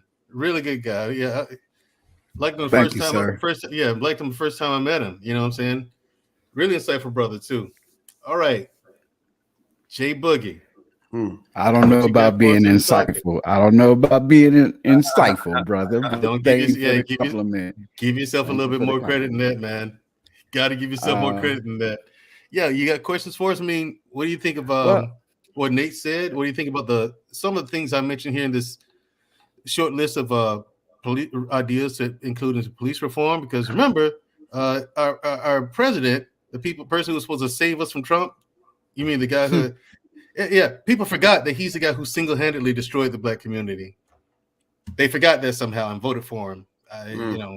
Just saying. At least I'm not a fan of Trump, but at least he would have sat down at a negotiation table of some sort and had a discussion. This guy, I'll give you police reform, I promise you. But instead, you got a statue of George Floyd and Juneteenth as a holiday. Oh, well, you know what he did, though? A lot of people know this. I'm about to make a video about it, probably either tonight or tomorrow. After we get off. Probably tomorrow, because I got some videos to edit. He's about to cut a check to the police for about $20 billion. Outstanding. Ultimate betrayal. With no police reform. With no police reform. With no police reform. Here's a check for $20 billion. $20 billion. $20 billion. Oh, I'm sorry. $20 billion. With a B. Big boys. Is that a form of? Is that reform? Is that part of reform? What is it most certainly is. I can go up with $20 billion. Yeah, it's called reform. It's called refund the police. That's what that's called. Right. Refund the police. That's what it's called. He said, "I'm sorry, y'all. I didn't really mean all those things I was saying. I just said it so I can get elected." Right. You know how we got to play the game of politics. You know, black folks easy to fool, right? Mm-hmm. So, yeah. I mean, what you got for us tonight, Jay Buggy? Well, I got two things that I would like to share. Okay. And it's a little kind of off the cusp, but one sister that I want to bring up, and I'm not going to promote her because I don't have permission to do so. But being from Chicago, there's a young sister, and I want to say she's in her 20s. And she has a Facebook group to where she posts, because you all were talking about like different things that don't make the news, right? So basically the premise of her group is basically like where she listens to the scanners or she takes in different information in the communities in Chicago, and she posts them up on her group. And typically this is stuff that you would not hear in the media, in the Chicago media, even if it's something like domestic or say, for instance, missing persons, whatever the case may be. And it's just a way of monitoring and a way of showcasing different things that are happening in the community. But in my opinion, it's something that's very proactive. And it's something that, it's just a way of being active in your community. And I applaud her as a young woman doing something like that. So that was my first thing. And the second thing, you all were talking about auditors. Let me address the first thing first before you go to the second one, because sometimes we're forgetting.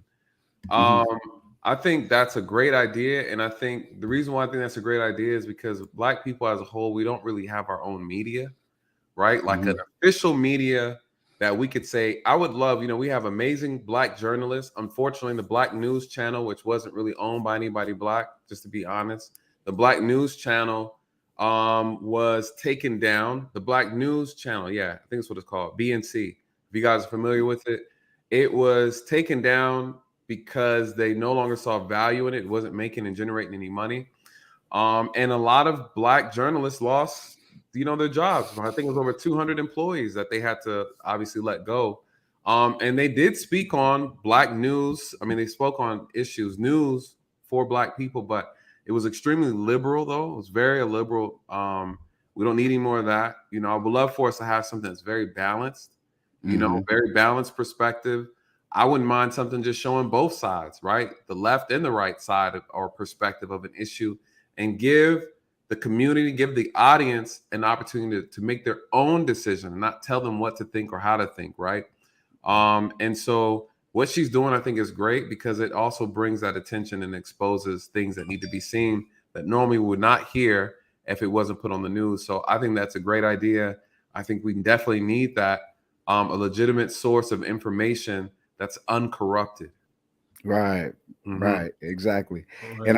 And we have this technology, which is actually going to jump into my next subject, which is like the audits. Uh, Part A of that is knowing the laws, knowing your local laws first and foremost. That's our responsibility as people to know what the laws are in our specific states and or cities. That's number one. Number two, we have to utilize the technology that we have at our fingertips. You know, we buy these phones. These phones are not cheap phones by any measure, by, you know, of the imagination. You know, we're spending 500 to $1,000, $1,200 on these phones, and we're not using the full capabilities of them.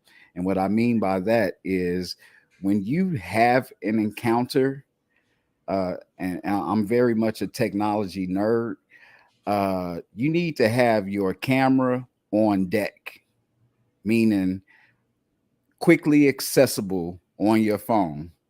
So if you have an encounter with the police, you're able to quickly pull up the camera, start recording these incidents that are happening to you.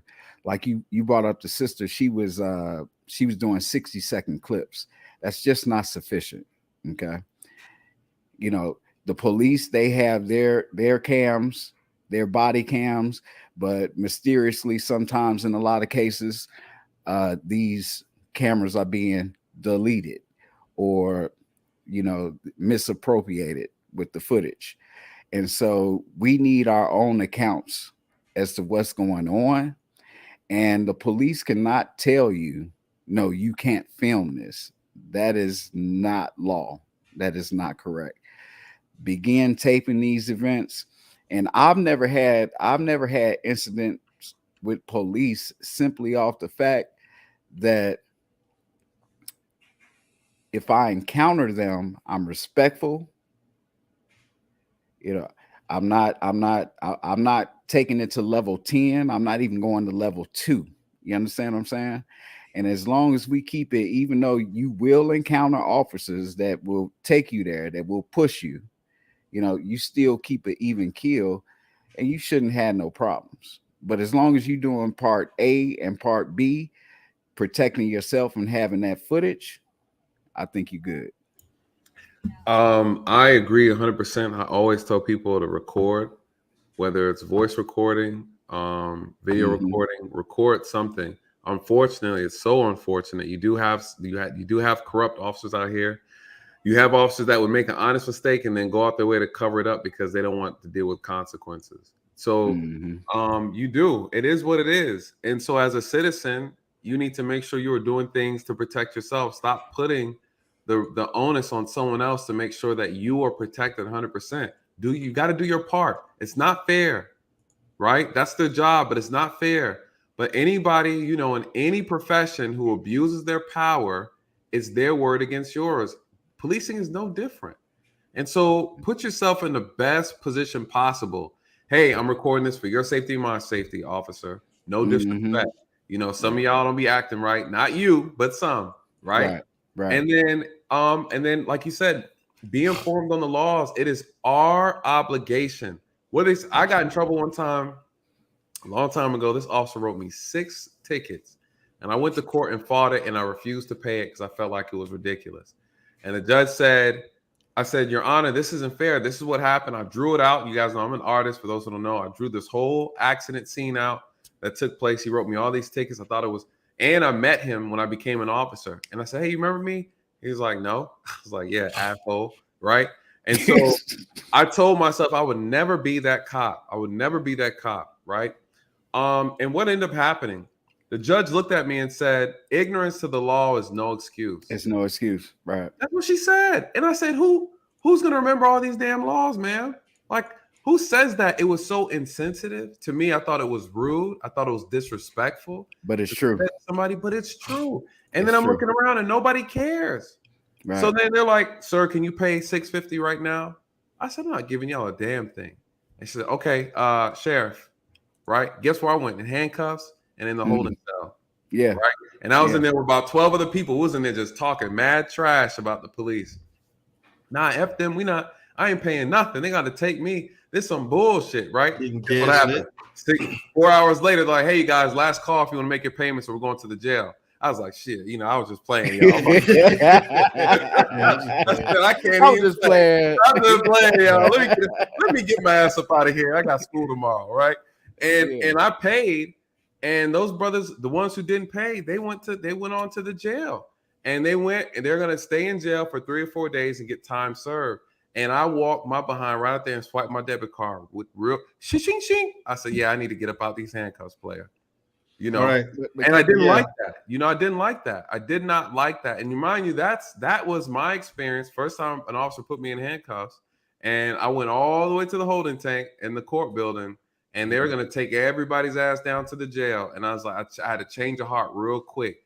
And again, I'll never forget what that judge said. And guess what? And when I became an officer, because it was the same county I policed in, where I got those tickets as a kid, I had cases with that judge, and she was the same way, just cold, didn't care, did not care. Ma'am, I just had a baby and I'm injured, whatever. My mom passed away. She's like, okay, can you pay $450, ma'am? No, bailiff. You're right. Man. I'm like, damn. But that's rough. And because of that, I never took pride in writing tickets. If I wrote you a ticket, you earned it. I mean, you ran the red light 5 seconds after it was up, And so because I just didn't believe, I stuck to dealing with criminals. If you're a criminal, I never had any empathy for you because you have no business messing with people. Let me ask you this, brother. I'm sorry, right. I don't mean to cut you off. And no problem. And by the way, because I got people in the back, I'm gonna bring you back up for a whole panel. Yes, sir. Understood. My bad. You can have this. You can have this one, but 60 seconds. All right. Would you say that you are the norm, or will you say that you are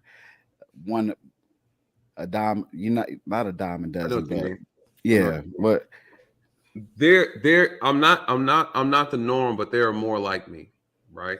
I'm not the norm, but there are more like me. There are a lot of officers, black, white, Hispanic, who have the same heart that I have. There's just not enough of us to make a difference. Yeah, that's my argument for a lot of things when it comes to a myriad of issues. It's just people bring up these suggestions, and I'm like, yeah, but that's not enough to make a difference. No, and they're like, there's this one thing. This will help, and I was like, that's not enough. All right, all right, brother. Listen. Thank you for having me. I'm gonna stay on. Stay on, man. Yeah, just don't log out. Continue watching the show, and we'll bring you back up when we have the full panel on. Okay. Yeah. All right. Next, I think it's Brian Jehovah. All right, we're gonna narrow this down just so we can get to everybody. We're gonna give everybody at least 5 minutes to interact with Nate, interact with me. Although I don't know why, Nate. You're in the hot seat, brother. Before we get to the real melee, the Royal Rumble. No, it's gonna be something different. No. What you got for us, bro? Hey, how you doing, bro? You all right? What's good, Brian? Man, everything good with me, man. Right. How y'all brothers doing? Good. How you doing, man? And your timer starts once you ask your question. All right, bet. I'm finna ask now. We're not really a question, but even with me growing up, I understood the police. I understood what they do. They supposed to serve and protect. And I understand there are some that are evil, that do weird stuff. I get that. I get all that. I never sold drugs. I never robbed people, but I did con people out of money. Playing those bottle top games outside the club, getting money or selling little items here and there, right? In my mind, I always knew every time the police ran up on me, I was always respectful because I knew I was doing something illegal anyway. So why am I have a confrontation with them? I understand my history. I understand who I am as a black person. The thing that bothers me the most is a lot of my brothers that's in the streets that's not educated, don't understand the system that they are in. I was taught from day one, this is white boy land. At the end of the day, that white boy job you work for, that's that white boy job. Same here. That's his stuff. And so for me, man, I never really had. I think I had like one incident with the police. They was gonna turn either way. It was gonna be either me or him. But besides that, I always played the game like, you got me. What's the point of me arguing with y'all? Once you get me, do what you do. But don't threaten my life. I ain't finna argue with you because guess what? I'm behind enemy lines. You got the whole state. It's just one of me. But I always tell folks that bark at the police, that say all these things to the police. It's cool, you can say that. But how far you willing to go? That's how I look at it. And that's why I like to tell a lot of my people, man, like, don't be arguing with them folks. I get it, man. It bothers you, but if you ain't gonna go all the way, like my brother Michael Johnson, don't even say a word. Because if you know words provoke people, you know some of these people are racist. Even the people that look like me and you, they even more aggressive towards us. Yeah. So y'all chill out, man. You know, so that's how I look at it, you know, and I get it, man. I get it, but at the same time, even like I say, when I was in the streets, I understood. I understood the law because of my family taught me. And I appreciate you giving that statement because I agree with a lot of that. I think that's the culture of policing that we want to change, right? That's the culture of policing we want to change, and we want to change it for the right reasons. And my philosophy is that every officer needs to earn the respect of everybody they come in contact with, and that's how you fix that problem. And then you need to incentivize officers to, when they have, just like you guys get on what's that app y'all get on and y'all start rating restaurants and stuff. What's that? Google review or something like that. Google review. Yeah. You should be able to Google review every officer you have in contact with, and that should correlate to an officer's pay increase and officer's rank. So if I stop Brian, me and him have a good exchange, I'm like, now I want to slap Brian across his head, right? I want to give Brian a Will Smith smack, right? Real quick, because he said something out of pocket. But Brian knows that I got to be cool because he got to give me a grade at the end of this. So Brian said, hey, Officer Daly, I need your car. I think you did an amazing job today, even though I was an asshole. I'm like, absolutely, Brian. Thank you for serving you today, sir. Right? Brian's like, I like that. Brian goes home, he gets online, and he rates his encounter with that officer. At the end of the year, this officer is looking at his supervisor and like, I got 5 stars every encounter I got. I wanted to slap about 30% of the people I came in contact with, but I knew, right? I love my raise more than I love my pride and my ego. Again, with policing, like everything else in life, you have to incentivize good behavior. Right now, there's no incentive to be good besides jail and disciplinary action, but that's a little light. But you hit a brother in the pocket, pay them for being a great officer, and I'll tell you what, you'll have this whole thing turned upside down. Yeah. Yep. You got to. Well, right. Well, in closing, I just want to say this. This is how I always looked at dealing with the police. Their job is to catch me, and my job is not to get caught. Hey, Brian, that's a Southern thing, man. Brian grew up in Mississippi. Brian grew up in Mississippi. I grew up in Alabama. It's a Southern thing, man. I was taught. I'm listening to Brian. I'm like, I was taught the same stuff. That is funny. What he just said at the end, my granddaddy told me that. That is funny. Their job is to catch you. Your job is to not get caught. And my granddaddy taught me that. I appreciate it. Once young people understand that game, I think they'll understand how to not get caught. But anyway, right. If you want to come back up on the panel, man, hang out. No. Okay, man. I just want to salute Nate, man. Everything you said, Nate. Even when you was giving your when you was talking, when it was just you and Mandrell talking, you would give some great suggestions on policing and stuff like that, man. So I appreciate I rock with it. I'm about to be defiant, but I'm like, you know what? Let me be nice. Hey, y'all brothers be safe, man. Much love. Shout out Black Man Unfiltered. Y'all hit that like and subscribe button. Brian, appreciate you coming up, man. Appreciate the support, man. Appreciate it. Much love y'all, man. All right, bro. All right, next up, it's Miss Creative. I only been stopped by one black policeman, and he was a butthole and, and unattractive. Look at that at the end. Here's the thing, though, Nathan. What's up, Wes? Good evening, gents. All right, yeah, he looks good. Yeah. Here's the thing. Every time I've been pulled over by a black cop, I've been let go by white cops, right? Been pulled over, they check my credentials, run my plates and all that. I've had them come back, hey, let me know if you would have warning this right now. Didn't even write the warning.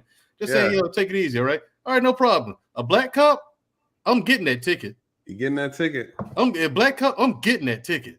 Weird how that works, right? It is. Like, they're worse than the white ones. I've heard, honestly, just to be completely transparent, I've heard more people complain more about black cops than white ones. Yeah. Anyway, Wes, what's up, man? Thanks for this. Hey, look, I did not expect to see you tonight. Seriously, I saw you were streaming. I'm like, I'll check it out. Thanks for coming, man. I hope you're a regular. Yeah, I hope you become a regular, man. Yeah, I mean, I do this every Wednesday, 8:30 p.m. Central Time. Yeah, and I try to find solutions, and hopefully Nathan and I can schedule something where we can do a part 2, and we can just continue going down that list and make that episode just about that. But I wanted this to be kind of the icebreaker. You know what I'm saying? Break the ice, and for people who didn't know who Nate was, I don't imagine anybody who doesn't know. Well, I just subbed to his channel. I'm interested in seeing what he puts out. Yeah, he's got some fantastic content over there, Wes. So, Nate, let's start with. So I've been hearing some of the solutions that you're proposing, and my worry would be that it's giving too much power to the federal government. Do you not see that as a problem? No, I would never task the federal government at all for any of this. I think this is the reason why no reform has been done yet, right? Because exactly they're asking, and I think a lot of people don't understand. They're promising something they know they can never deliver, and people keep voting for them. It's not a federal issue. Yes, thank you. And again, if you don't understand that the people who are they're like, hey, president, solve this problem for us. He can't control nothing. He has no control over the states. It's a state by state issue.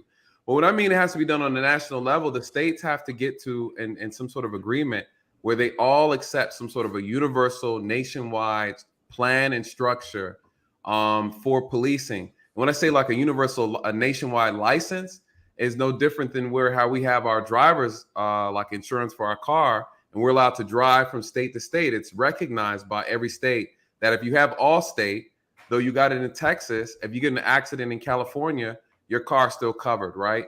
And so, but yeah, it's definitely not a federal issue. The feds can't do anything. They can entice a state or different states to do certain things because we have certain programs. We have programs and different policies that they try to enforce, right? Like if you get CALIA certified, right? Then that means that you're basically allowing the feds to put together a protocol and policies that they want you to adhere to, but they give you incentives, right? They give you a stipend, they give you money to do that. They give you grants and things like that through the federal government if you follow these rules. And so we have CALIA for police departments, and it is something that it's optional though, right? So you don't necessarily have to do it, but it's optional. So no, this has to be a state by state. All the power that we need is right here with us, right? We, the people have forgot. We, the people, have relinquished so much power to the government that we forgot we have the power originally, right? So initially, all we have to do is just get together, state by state, decide what we want to do, and then we hold the people in power or local government accountable for getting these things done. It's really an easy thing to do, to be honest with you. But as you know, we don't hold our politicians accountable for a damn thing, unfortunately, right? Welcome to America, right? So unfortunately, that's the issue. So you're absolutely right. I'm glad you brought that up for everybody listening. The federal government cannot fix this problem. They absolutely could not fix this problem at all. The fact that they are even talking about police reform, the George Floyd Policing Act is stupid and it's a waste of time. It doesn't solve or fix anything. No. And it's like when you're a kid. Anyway. It's like when you're a kid and you said, yeah, I ate that. And your mom's like, you just been moving around on your plate. Right. You're not stupid. Exactly. But people fall for it. That's what the government wants to do, though. But people are falling for it, right? Everybody thinks, oh, we're getting police reform. All the George Floyd Policing Act is like, officers you got to expose an officer's record. They don't want people using chokeholds and certain things. But there's no real reform. It's not really anything. It's a joke, Yeah, passing by people. the stuff I named on my on the list I had tonight, that was better than that George Floyd act. Yeah, it is. It is. You That was know, a great man. question. Yeah, that was a good question, Wes. For real. And you managed to segue into the next thing I typed into my list here. How many people do you run into that don't understand that every law enforcement agency answers to an elected official? It depends on what community you're policing. Well, my favorite scenario here is a couple years ago in was it Portland, and the Portland mayor was marching with the protesters against police brutality, and it's like, have none of you figured out this is the guy in charge of the police? Yes. Yes. Is your education really that bad out there? Yes. Is that that's the scrawny white guy, right? Yeah. Yeah, and he's the one who, if I'm not mistaken, he's the one who was in charge. They dragged him recently with the. Well, actually, yeah, I think it was in Minneapolis. Case. Minneapolis, yeah. He's a clown. And people voted for him. And the lady got up, the black lady, she got up and dragged him, right? Did you see that? I did a video on it. She embarrassed him. They ran out of the conference meeting that they had with the meet and left everybody there speechless. He said, the jig is up. The jig is up. Get out. Yeah. From the Amir Lot. He's like, the black people figured it out. They figured it out. They figured it out. They figured it out. It was so she dragged all of them. The chief too. This is the Amir Lot case. Yep. Yeah. He's a clown. He took a knee out there and everything in front of him. They just embarrassed. He's an idiot. He's an idiot. But you know, what do you do? People voted for him and he's blue, right? All right, Wes, let me get the next person up. Hang out in the back, like don't log off. You know what I'm saying? And we're gonna bring everybody back up. And if you got more questions, that way. And see, when we bring everybody up, it's not gonna be any time limit. But I want everybody to get their voice out, have a chance to get their voice out first. Because last week Nate showed up, you know, out of the blue and joined the conversation, and they laid into him, dude. He had a hard time. No, I ain't had no hard time now. We're no hard time. It was welcome to the force. Right. It was something else last week. But all right, Wes, hang out. Right. We'll bring it back up, okay? I'm scared of dogs. All right, what's going on? What's going on? Dre Blanco, what's going on, man? Nice to meet you. Thanks for coming out and supporting the channel. No doubt. And supporting the show. Go ahead and explain. Go ahead, Nate. Explain who I am. Nah, this is for y'all who don't know. This is Dre Dropping Gems Jenkins. All right, this is that's my homeboy. We went to the police academy together, and he is a great supporter, great friend on my channel. He's always there to drop some knowledge, you guys. So curious to see what question he got for y'all. Well, for me. And you got two cops. You got two cops on the screen right now. Yeah, two. Please, please. Once the time's up, please hang out in the back, then, so you can come and give your partner a little backup. But Dre, I never asked if you had any reform ideas. I don't think we even really talked too much about it. You have anything like reform idea that you would implement if you could? Something that you have. Oh, definitely, especially on a mental health aspect of it. Yeah. If you work a high crime area, well, first of all, this only actually applies to police departments that have large amount of officers. Rotate them every 6 months. If you have officers that work in a high crime area, after every 6 months, transfer them over to a low crime area. All right, but you have to still give them an eval, make sure they fit for duty, because there's a lot of trauma that goes on with officers that work predominantly urban areas, where the call volume is higher than others. So rotate them out.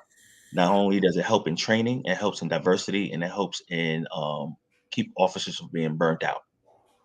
The question I had, because it seemed like it's going on, this is what actually from Ace. He wanted to know how come internal disciplinary decisions aren't made public. Made accessible to the public. I told him that it is accessible. You'll have to do an open records request. But the problem is a lot of folks don't want to read all the paperwork that comes with it. They think they're going to get a sheet of paper saying fired, suspended, but they're going to get the entire packet of everything that happened in that incident, in the investigation, and they have to read all that. And they don't want to. They want to be told what's going on. Well, number one, they're not going to understand what's going on in that document. Well, it's not police jargon. Believe it or not, it's pretty self-explanatory. Oh, really? Yeah, it's not. It's not a Oh, whole lot. well, then, what you said was absolutely correct. Then they don't want to read it. Yeah, What do you you don't think? want to read all that. That's what the media does that every day. They probably put in at least 3,000 open records requests throughout every agency within their jurisdiction. You know, so it is very, very easy to do. But if you really want to know what's going on, put like this. Oh, hold You on. have, is one thing I just want to say. It's All because I only got 5 minutes. All right. Well, 1 minute. You have to discern from being comfortable in your ignorance and want to really see the facts. Mm. Because what you're going to see in that paper is not what you're going to see on the news. You're going to get the context, which a lot of people don't get. They don't get the context. So if you want the context and get the entire story, instead of forming your opinion and making your opinion fact, get all of it. Get all of it. So Nathan say, hey, this is a justified shoot. You have all the documentation to say why. If Nathan say, hey, these officers are wrong, they shouldn't have done this, you'll have the policy that shows what they violated and their actions and the disposition on what is done to them. But you got to want to read it though. There's no audio book for that. Nah, it's not. He said there's no audio book for Drake. This is why we got two cops. Yeah. I want you to answer this for New Grove. You know, right. One of my greatest adversaries on this. How do police come to the conclusion what's a high crime area? Now, for me, I think this is kind of self-explanatory. Hey, but hey, two officers. It's a good question. Right. It's call volume, the types of calls, the precinct. When I got to kind of precinct I worked, you probably would get in one watch because we work 10-hour shifts. You probably would get about 4 armed robberies in one watch, and that's day watch. That's not even evening watch, and day watch is from 6 to 4. And you probably have about 4 or 5 armed robberies, couple shootings, kidnapping, rape, shoplifting, all in one watch. And that's one officer responding to all that. That's not the entire watch. That's one officer. So high crime area is primarily when it's a numbers game. How many calls are normally pending when officers get out of roll call? Because you have some white neighborhoods that's high crime area as well. It ain't just black neighborhoods now. Come on, let's keep it real. Why don't y'all plaster that all over the news? Because the news said it's not profitable to shine a light on white trash. It would be profitable. Y'all just don't want to. Y'all don't put black people in a bad light, just like y'all did to Will Smith this weekend. Oh Lord, here we go. Here we go. Y'all did it. Y'all cut the police. I'm trolling, man. I'm trolling. No doubt. Yeah. We don't need no help from the troll department, Mandrell. We got enough trouble dealing with trolls on the regular. Well, especially you. I've seen some of the comments in your videos, Nathan. You got some world-class trolls in there sometimes, man. Hey, Mandrell, I appreciate the invitation. But absolutely. If you could, gotcha. If you want to come up with a panel, hang out in the back. But with my current position, gotcha. Yeah, I understand. You got work to do, man. Make that money. Yeah, I got the bag. Don't fumble the bag. My name ain't Will. It's Drake. Oh, yeah, I heard that. All right, y'all have a good evening. Hey, Nate. Hold on, bro. I got you. All right, bro. Brother. All right. Oh, the Canadian-born Nigerian. The Canadian-born Nigerian. How you doing? The African stripper. World Nate. World Black David. Exotic dancer right here. # struggle pack matter. Yeah, whatever. Yes. Yeah. I can't even do it. I do it, but you can't see it in this black shirt. Yeah, same here, man. This is a thick shirt. This is I only have 2 questions because it bothered me a lot. The first one I have in the chat is, why they're not doing proper background check the same way they do the FBI with the police? Good question. It's expensive and it takes time. So the FBI, I was in the process. They told me, they gave me a 2-year. They said this process takes 2 years to become approved, between 1.5 years, right? Max 2 years to become an FBI agent. Not to become one, to qualify to go to the academy, right? And this is right off of the back of a civilian. It's different if you're military and you're going in. The backgrounds wouldn't take that long because you've already been vetted to a degree. or you've already have Secret Service clearance. I'll tell you what it is in the military. The contrast there is that once you apply for a security clearance, like for what I was doing. No, I'm talking about if you're military and you're transferring to be an FBI agent. Oh, then it's okay, it's gotcha. shorter, right? Yeah, because then especially if you have a clearance, then that should be a no. They should just pull your clearance, get a copy of your clearance, you transfer it. Yeah, you go right into the academy. So for a citizen, for me, going from law enforcement to federal, I'm going from state to federal. They told me a year to 2 years. And I was a year in the process before I got injured.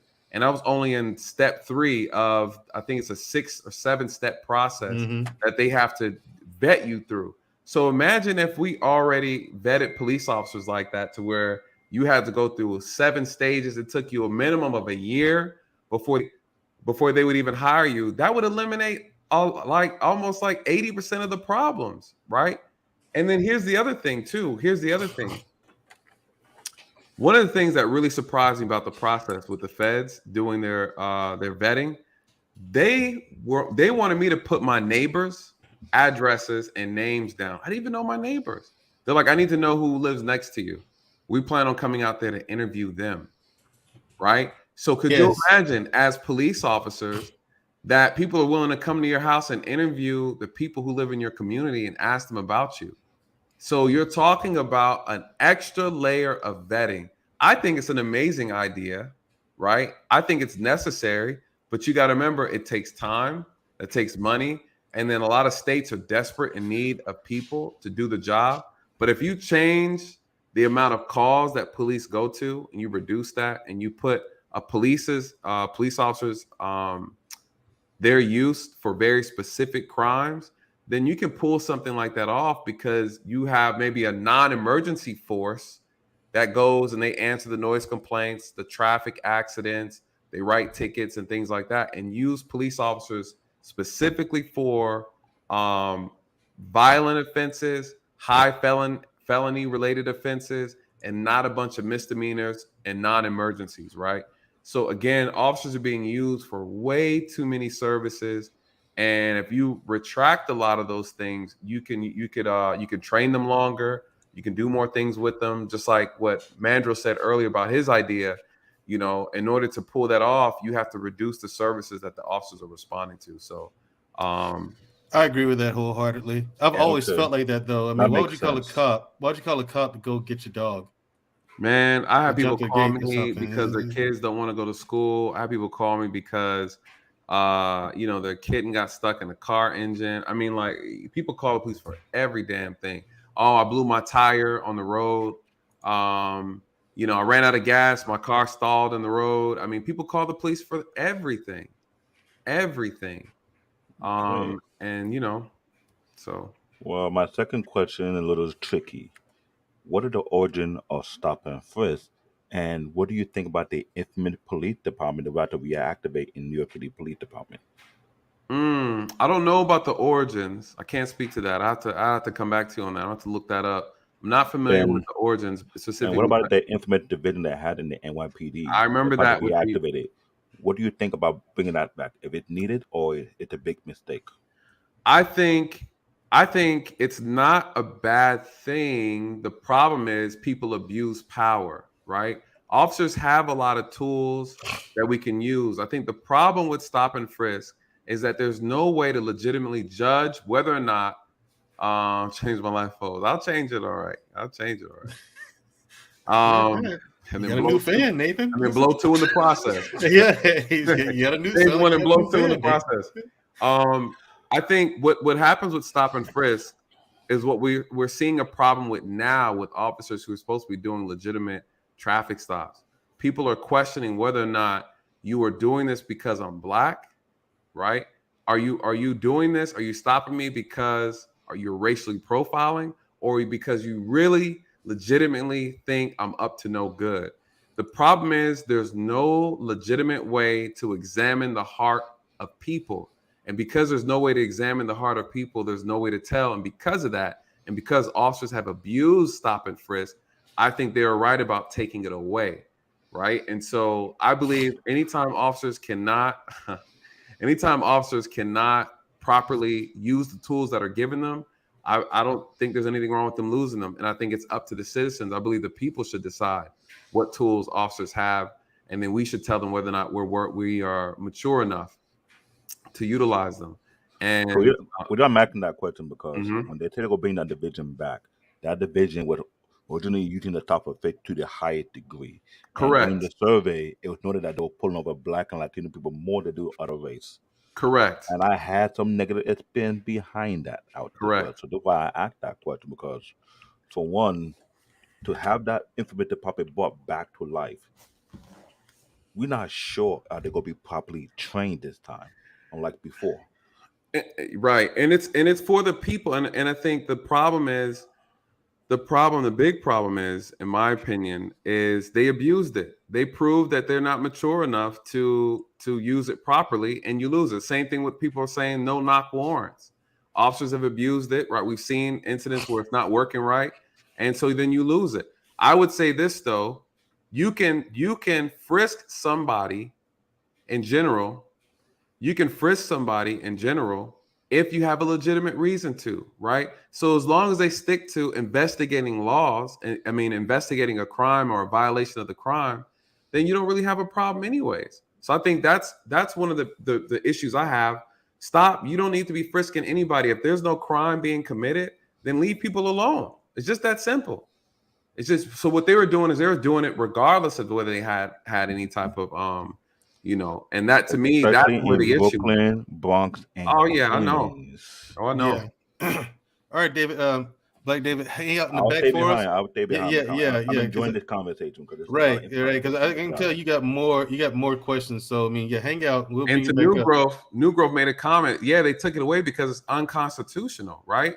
So again, you got to understand why the feds, people. You guys need to understand the power the feds have, what their leverage is over the state. The states cannot create laws that infringe on the Constitution. So the feds, yes, stepped in because they're saying what they were doing was unconstitutional. So absolutely, you're right. But again, the feds cannot enforce laws on the states. It's divided that way for a reason. So it's what they call the checks and balances. So they are violating people's Fourth Amendment right. And you guys, we need to understand our constitutional rights and understand what that means and how officers have power over those rights and what they don't have power over. And so all the Fourth Amendment rights is you're protected for your what do you say? No knock has been around since 1950. Somebody by this man a book. New Growth. Know the laws. That's right, Nate. You need to know the law. I need to know the law. David. Right. Hey, David, hang out in the back. I believe we got one more. I believe we got someone else back there. There we go. Great Pill Podcast. Hey, what's going on, man? What's going on, my man? Nate, Yo. Tell this guy, Nathan, he needs to learn the law because he doesn't know it. He also needs a few history books because clearly he doesn't know his history either. Nathan good. Somebody need to tell you either need a hug or just bring it down a notch. Who, me? Yeah, you. What you mean bring it down a notch? Jesus Christ. I literally watched that whole segment with E-Man. And then first of all, I'm a fan. I'm a big fan of this show. I watched a whole segment of the E-Man thing. I mean, I'm talking about, I'm diving in. I'm commenting on I'm time stamping everything. Nice. It was crazy. I've been living my best life. I missed it. That. Was because we was on Jay Takashi's, right, bro? And they had this conversation, and I was trying to, because everybody got their own little conversations when they tell a story.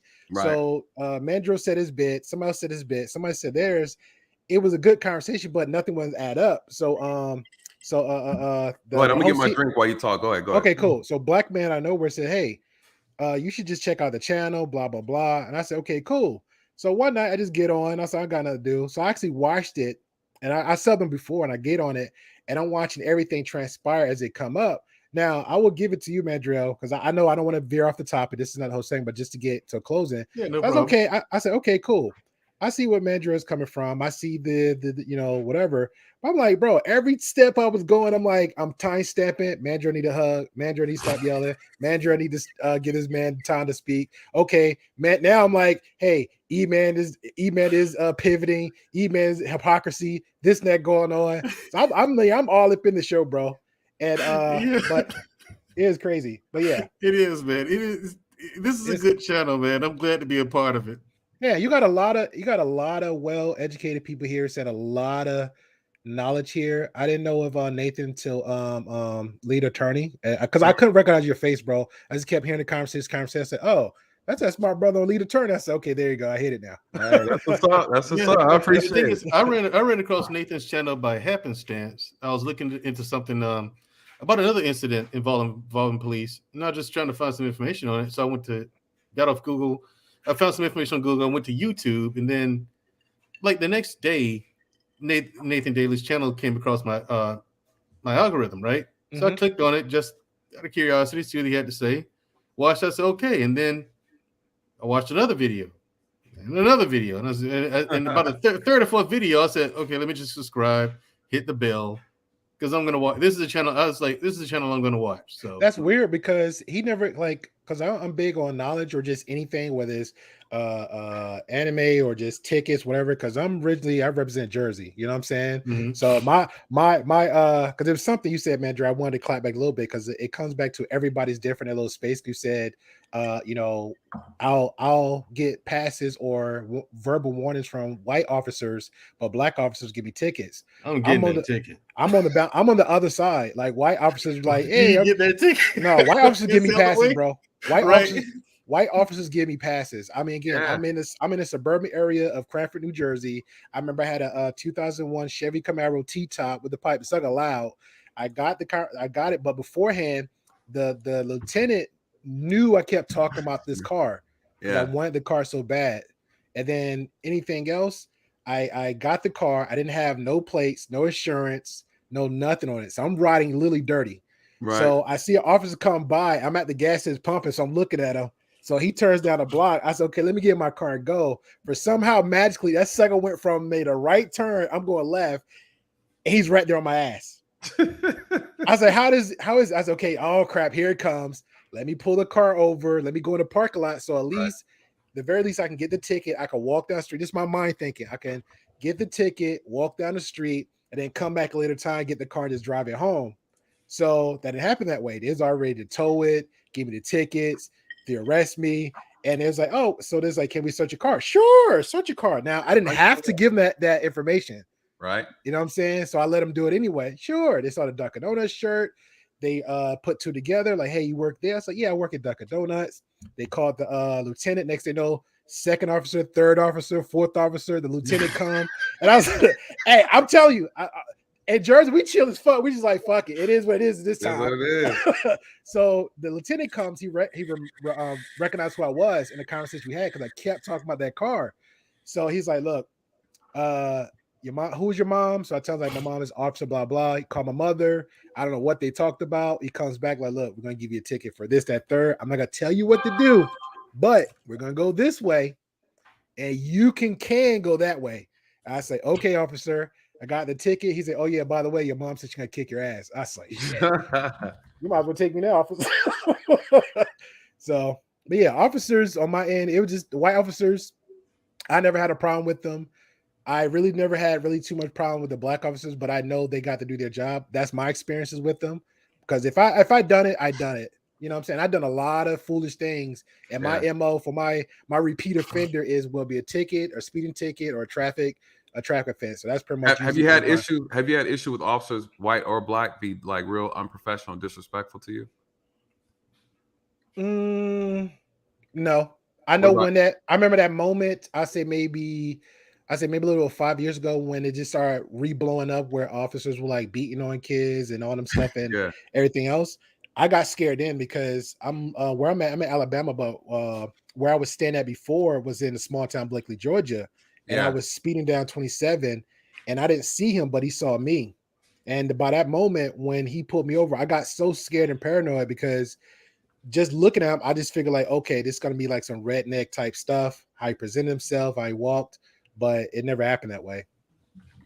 The closest I probably came is just like some slick mouth stuff or me trying to report somebody over being harassed or something like that. But other than that, nothing. Okay. So you say white officers give you a pass? Yeah, I had a lot of white officers give me a pass. Yeah, that's what I was saying. No, you said the opposite, Mandrell. You said the opposite. No, I said the black officers. I'm getting that ticket. I've been given passes and warnings by white officers before. Yeah, okay. But I mean, black officers. Well, I'm pretty much neutral. If I said it the other way, I meant it this way. Them black officers worse than the white ones sometimes. I don't know. Again, my experience, everybody just been neutral. They'll do their job and just move on. But again, if you've done the crime, I'm pretty much like a kid. If I got my hand stuck in a cookie jar, I'm not gonna lie and deny it. Just hey, your hand stuck in the cookie jar. Yeah, but also you see on these reports, like a lot of people try to test officers too. Like you did a legal U-turn, you crossed the red light, and then you got this attitude like this superior authority. Why add more pressure to the guys that's getting low paid, is not really well trained. They're regular people, so they already got their stresses back home and at work. They don't need that. I think you brought up a good point. You brought up a good point. I think what I've noticed, because I've always approached people respectfully, and even when I'm disrespected, I always let it known. I'll be like, hey, listen, did I come at you that way? Did I yell at you? Did I curse at you when I came up? Did I start with an attitude? And I give a person the opportunity to correct that, right? Because I understood why they felt that way. So I never took it personal, but I say, hey, if we're going to continue moving forward, we need to start back on a better foot, right? And a lot of times, majority of the time, we correct and we get right back to it. They'll say, hey, I feel like I'm being harassed. Nah, you're not. I apologize. I'm stopping you because of this, right? And I explain it. That's the proper way to do it. Now, I will say this. One of the things I've noticed that's very consistent, the most difficult people I've dealt with were always in the process of either committing a crime, right? Finished committing a crime. They didn't have any valid license. They knew they were riding dirty. They give the most resistance. And then every now and then you get someone who wants to just because you caught them. Well, but the problem is this leads to my point why we end up getting hurt, right? Yeah. We end up getting hurt. And so this leads to the point that I'm saying, every now and then I get that Hotep brother who wants to come on and challenge me on some stuff because he think he done watched a couple seasons of Law and Order. This Negro think he knows something, right? And so he wants to challenge me that way, and I politely educate him. But then there's people in our community that go out their way to test the officer because they're guilty. They're guilty. Yeah. And then ultimately end up getting hurt. The person who almost killed me was guilty. Yeah, he had a bag full of almost 7 different narcotics in his car, a gun that he wasn't supposed to have as a felon. Yeah. Again, what was he willing to do? Drive me down the interstate. So again, if he would have just cooperated, right? The whole idea that last story that we talked about, the video that we talked about, where the officer shot the gentleman in the car, I don't think the officer was justified, and I'll send you the video when we get done with this, but the officer was not justified from what I saw. I saw everything, whether they had a legitimate reason to stop him. Shooting was excessive, period. There's no way around that, right? They weren't authorized. He wasn't a threat to the officers. Now, he's shot. He's paralyzed from the chest down. He cannot move, all because he just didn't want to follow instructions. Miss Creative, that's a little bit farce. Unless you're in the sticks, then they are. But as far as Alabama officers, they're not. They don't get it twisted. I'm gonna say this because people up north got that slick talking, fast moving shell game kind of conversation and try to divert you one way while you're trying to focus this way. Alabama's is so Southern folks is so focused. You think they stupid. Tunnel vision. Yeah. Fracks. You think they stupid and slow. They will sit there and look at you. I already had everything processed. It may say a few little slurs and still process it. So don't put it past Southern folks. No, they know their stuff. Right. A lot of them know the law really well. All right, we got someone else in the back, and then we're gonna bring you back up. Hang out in the back. Yeah, we're gonna bring you back up on the panel, okay? Yeah. And don't worry about Miss Creative. She's in Alabama too. Yeah, Sir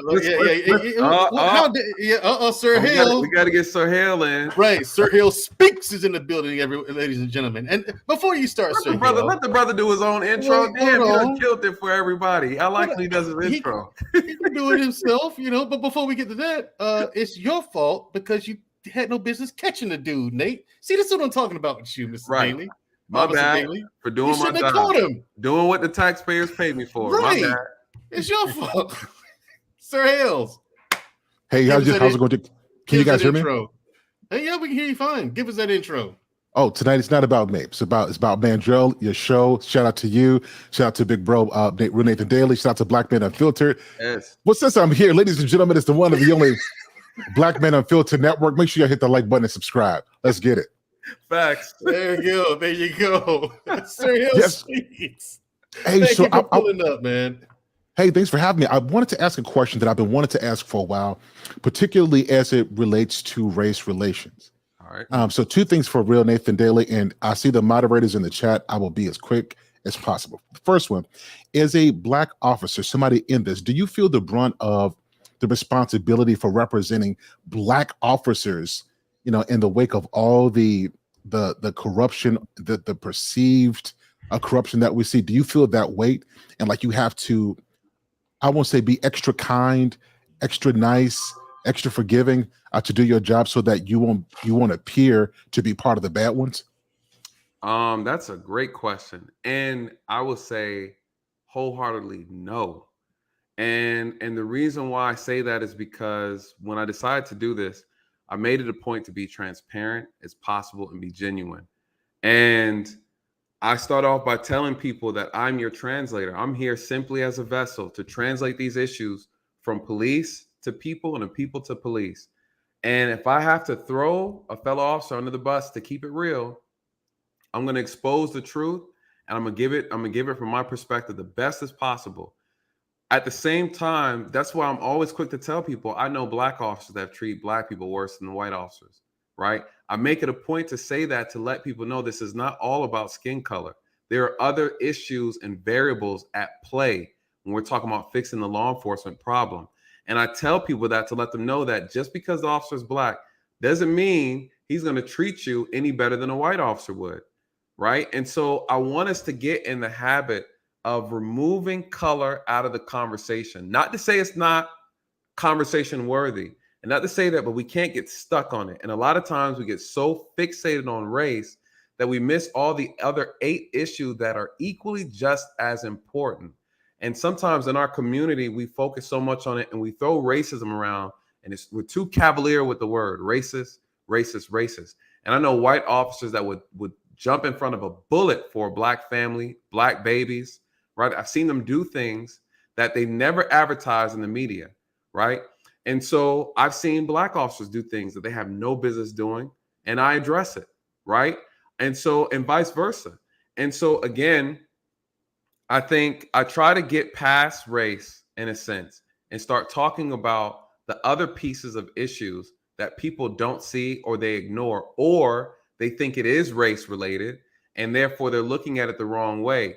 And so I always say the police problem is an American problem because that's exactly what it is.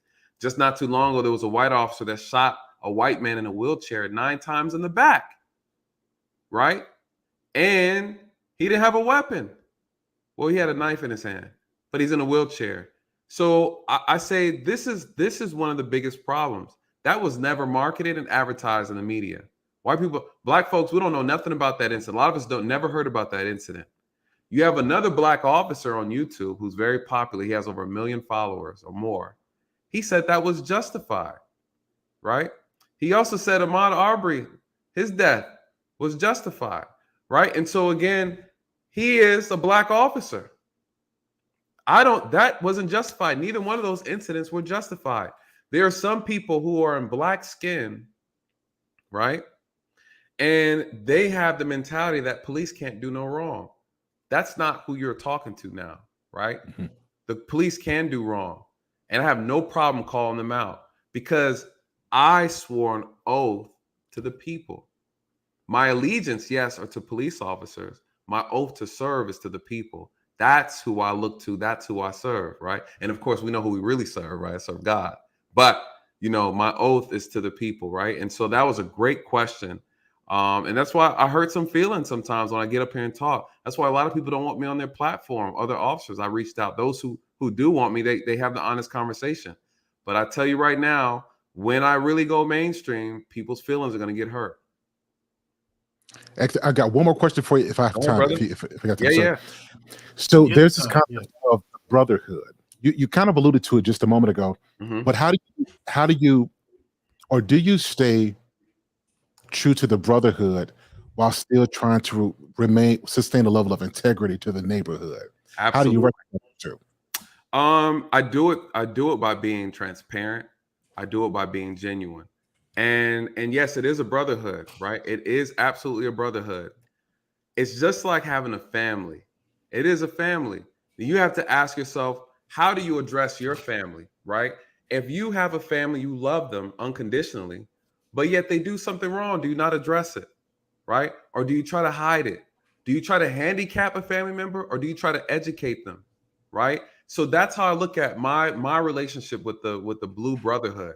No, I love them. I don't want to see them hurt. But when they're wrong, I got to address it. I'm going to tell you, I'll pull you to the side. I'm going to do it respectfully, right? I'm going to tell you about yourself. But sometimes you have some family members that are really hard-headed. You have some family members that are extremely ignorant. You can't change their mind. You have some family members that got to fall on their own sword. You have some family members that don't like to be disciplined. They don't like authority themselves, right? So imagine your own family, and you have some of them who have good hearts. You have some that have bad hearts, right? I'm not afraid to call it what it is. And at the same time, like minds attract like minds in this profession. So when I was policing, a lot of officers who think like me, we all congregated together. It's just like going to school in the lunchroom. All the cool kids hang out with each other. All the nerd kids hung out with each other, right? Right. All the in between. It's the same thing in policing. You hang out, birds of a feather, and policing is a real thing, right? People who do certain things are lazy. They hang out with other lazy officers. They don't belong in the group where there are circles, right? You can't square a circle. So it is, and I think that's behind the curtain that people want to see and understand. That unfortunately there are factions within police departments. There are people who are grouped based off of like-mindedness, right? And some group themselves through race as well. You have more of the black officers are going to hang out more of the black officers, right? And so it's the same thing. It's just that all we have in common is the common goal and the common uniform. But all police officers are not created equal. And I think that's the piece that people don't see, because when they see a uniform, they think we're all united. We try to stay all united in the eyes of the citizen. But in reality, when you go behind the scene, you go in the department, you start seeing the different factions. You start seeing little groups huddled together. And we're not as necessarily as close as people think we are. We try to be all in one accord when we go to work. But there's some officers I had to put my hands on. I had to bring an officer in the back lot, the back office. Hey, meet me outside. We got to talk about something. You know, we check each other, and there are officers that you absolutely cannot stand, that you hate, you know, and you still have to work with them. There are officers that we consider to be cowards, and everybody knows they're a coward, right? There's an armed robbery in progress, a murder in progress, and this officer is sitting behind a church building trying to hide. You know, there's those guys, and we know them, we tag them, and we don't associate with them. So you have officers in the police department that are being isolated, and no one wants to deal with them. And so it is a world within a world. Absolutely. Absolutely. Sounds a lot like the military. It's like that as well. That's what I heard. People click up, and the clique becomes so strong and tight knit. Yes. Because they're so like-minded, it becomes, like you said, a faction. Yes. And they operate independently. And it's like when I told you, like with us, when we see people, that's why in my job, when we saw an individual like that, we all grouped up as a team and talked about him. So okay, that he can't. That's where I get that from, Shahil. Like, he can't come. I'm not deploying with him. I'm not going down range with him. Not deploying with him. He can't come. You know. Great question. That was a great question. That was a fantastic question, sir. Great question. Just want to say thanks for indulging me. I truly appreciate this. Awesome work you're doing. Mandrell, awesome show, awesome topic, man. I appreciate you guys. Yes, Thank sir. you. If you want to hang out, we're about to bring everyone up. And who else we got? Let's bring everybody up. Yeah. Yeah, if you got time, Sir Hill. Yeah, okay. And I gotta bounce, you guys. I got about 5 minutes to give. And what? I gotta head out, unfortunately. All right. We got four people here. Yeah. Any questions? Any questions in the chat? Anybody has real quick? I don't want to miss any valuable questions. I think Sahel just hit that dope question right there. That was Yeah, such a he good. did, man. I mean, he did. hit a grand slam with that one. Yeah. Where'd he go? I guess he had to get off too. Struggle streaming. He don't got the Struggle right connection streaming? like I Struggle have. stream. Gotcha. All right, everybody, anyone? Black David, let's go with you first. He only has 4 minutes, so I Yeah. got one question to ask. You said earlier that the federal cannot do nothing about the police reform, only the state. Now, if we were to address the state issue, how do you go about it? Like, is it the politician within our district that we got to reach out to, or the one in particularly in the Senate?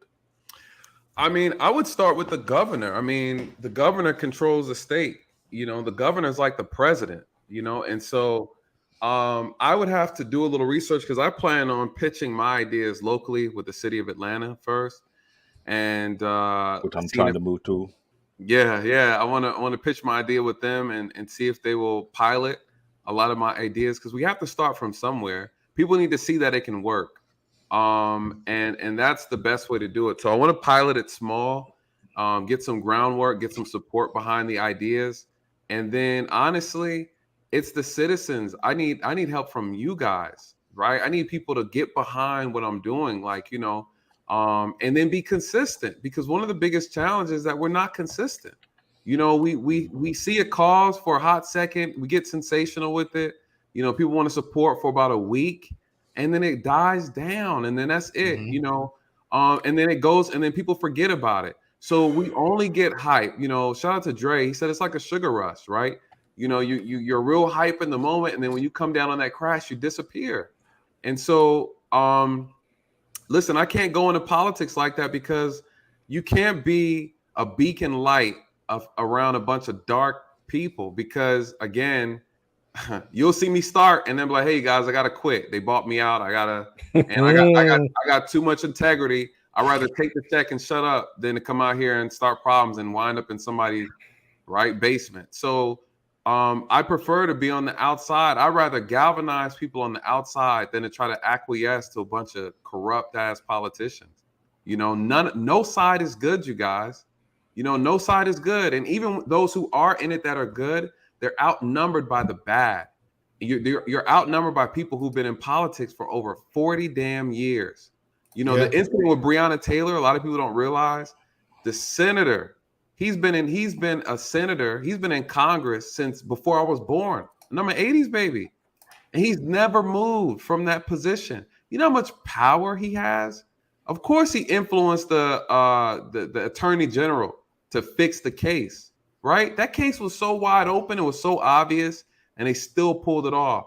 The power at the top of the mountain changed that, you guys. And so, you know, again, good people are outnumbered by bad people in position of power. It's just that simple. And so what we can do is when you see someone who was trying to put together, see, we like to get behind folks like, what's that guy's name? Talcum X. What's his name? The white guy who's acting black and he's an activist claiming he's a black activist. What's his name? I don't know. I have no idea who that guy is. Anyone know? Gray Pill? Somebody know him. For what area? He's here in the U.S. He's a black guy, but he's pretending to be white. I mean, he's white, but he's pretending to be black. Somebody know him. Yeah, I don't know. New Grove know him. New Grove know him. He probably does. But he's New Grove know him. He's white. He pretended to be black. He said Will Smith. You said Will Smith. Sean King. That's it. Thank you. Sean King? You. Yeah. Oh, yeah. I know what you're talking about now. Sean King. Thank you. Yeah. You know, look in New Jersey. You go on his page. First of all, they found out that he's white. He has a white mom and a white dad. They aired him out. His brothers look white. They all look the same. The brother shaved his head, gave himself a lineup, you know. And what happened? People aired him out. He's white. In our community, he's like a what's her name? Dozar. What's her name? The lady Dozar. She was Rachel a white Dolezal. Yeah, Rachel Dolezal. Yeah. She fooled everybody. She was like, "Cuckoo, cuckoo, you guys. My bad. I'm really I'm really white this whole time. You know, we are following people. Now, granted, he does expose some things. He has brought some light to things, not discrediting the work that he has done, because he's done some great work. He lacks the integrity, though. There's some integrity issues. But again, if you guys look up his birth certificate, all that, people have already aired him out. A black activist who's live in New white. Jersey. So one of the problems, his wife is black. One of the biggest problems we have, you guys, is that when we have real people who are trying to do the real work, we do not get behind them. No. There are a lot of brothers and sisters with these grassroots organizations doing real things. They are not getting these. You got to remember, the media controls everything. If the media is putting someone on the pedestal for you, you guys, there's a good chance they are not in our best interest. It's reverse psychology, you guys. We have to wake up. We got to wake up. We have to wake up. Anybody getting they want. Matter of fact, case in point, Black Lives Matter. The situation with a lot of the activists, the real activists, who were like the ones, the actual parents and family members who started the whole things with the, hey, this is my child, say his name, right? They're like, hey, we didn't get any financial support from Black Lives Matter, but they're using our dead children's name, raising over millions of dollars, and we've got nothing. And they came out and they spoke volumes about it, and then media been shutting them up. Yeah. So make it make sense. So who are the real activists that are speaking? They're controlled puppets. Right. Yeah, they were selected to do that. They're selected. You know, Malcolm X said it. Be careful. The leaders they choose for you are not your leaders. Right. You know, we have to start grooming our own people and putting them in position of power, and stop accepting people that are given to us. We're gonna learn. We're gonna learn one day. Or it usually don't work like that, because now it's like people compromise for a lot. Yes. Gotcha. Listen, guys, we need 6 more subscribers. If you have not click the subscribe button. This is Unapologetic with Mandrell here on the Black Man Unfiltered Network. We have nothing but fire content over here, as you see with this show. Like I said, I want to thank Nathan Daly for coming up here, but we had a comment up there. Let me get it. That I wanted to get to. If you could bring that last comment back up. There you go. Question: if a police officer pulls you over and asks for your license, registration, and proof of insurance, do you have the constitutional right to say no? If you, depending on who you are, if you think you're a sovereign citizen, then no, right? If you think you're a sovereign citizen, then no. But just be careful. Just be mindful of what happens after that. Exactly. You know, if you believe you're a unicorn and think you can fly, go jump off a bridge. And let me, because I'm on the other end of that fence too. Go ahead. Because again, I've been pulled over, tickets, traffic violations. So again, if you got nothing to hide, why not? If you have, and this is how I see it. Even if I did something, like I said, I did 10, 20 miles of the speed limit. Clearly I did it. I'm wrong. I know why he pulled me over. I'm already got the paperwork ready. Let's just get it done over with. But I'm not gonna have an attitude with the officer doing his job. You know what I'm saying? Or if I had my car parked in Jersey City, New Jersey, where I know Sweet Streeper's coming through, and I get out and she come in, she's doing her job. Oh man, well, you knew between 6 and 8 or 7 and 9 we're coming through. Get your lazy ass up, move the car, and then we can go do our thing. That's it. So why are we complaining? So to me, that question, and I'm not, no disrespect to him, I think that question kind of asinine. If you know, officers trying to do their job, that's why I try to put that mindset. Officers trying to do their job like we're trying to do our job. You know what I'm saying? My brother here just gave like a good apologetic, non-apologetic with that energy. If they're coming out with a little bit crisp, hey, let me address it with, hey, how you doing? How you day going? Maybe we're not on the same, let me put some positive to that negative and let's move a little bit forward. You never know. Hey, and especially if you live in the same neighborhood, you're going to see that cop again. So now food for thought. True, but what we unlock Nation is saying too, though, and I don't know it well enough. I can't speak to it, but there's the sovereign citizens have something about what they pulled out of the Constitution that's saying that it's not legal for police to enforce these rights. I mean, these laws on you, right? It's against your Fourth Amendment. So I don't really know too much about that. I never got into that because at the end of the day, we're in a country of laws, right? And you are on this land. It's everybody has accepted and understood that we agreed upon these laws, and we're going to live by these laws, and we're accepting these laws. You know, the 10 people who don't agree with it, you're outnumbered, right? It's almost like I give you a $1 bill, Mandrell, right now, and you tell me that it's only worth 50 cents. Okay, well, to you, but to the world, everybody's in agreement that it's $1. And so there are some people, there's factions in this country that believe that officers should not be, they don't have the legal authority because of the Constitution to ask people for ID. They're free to move about without having to show their papers, right? They'll say things like that. It's sovereign citizen talk.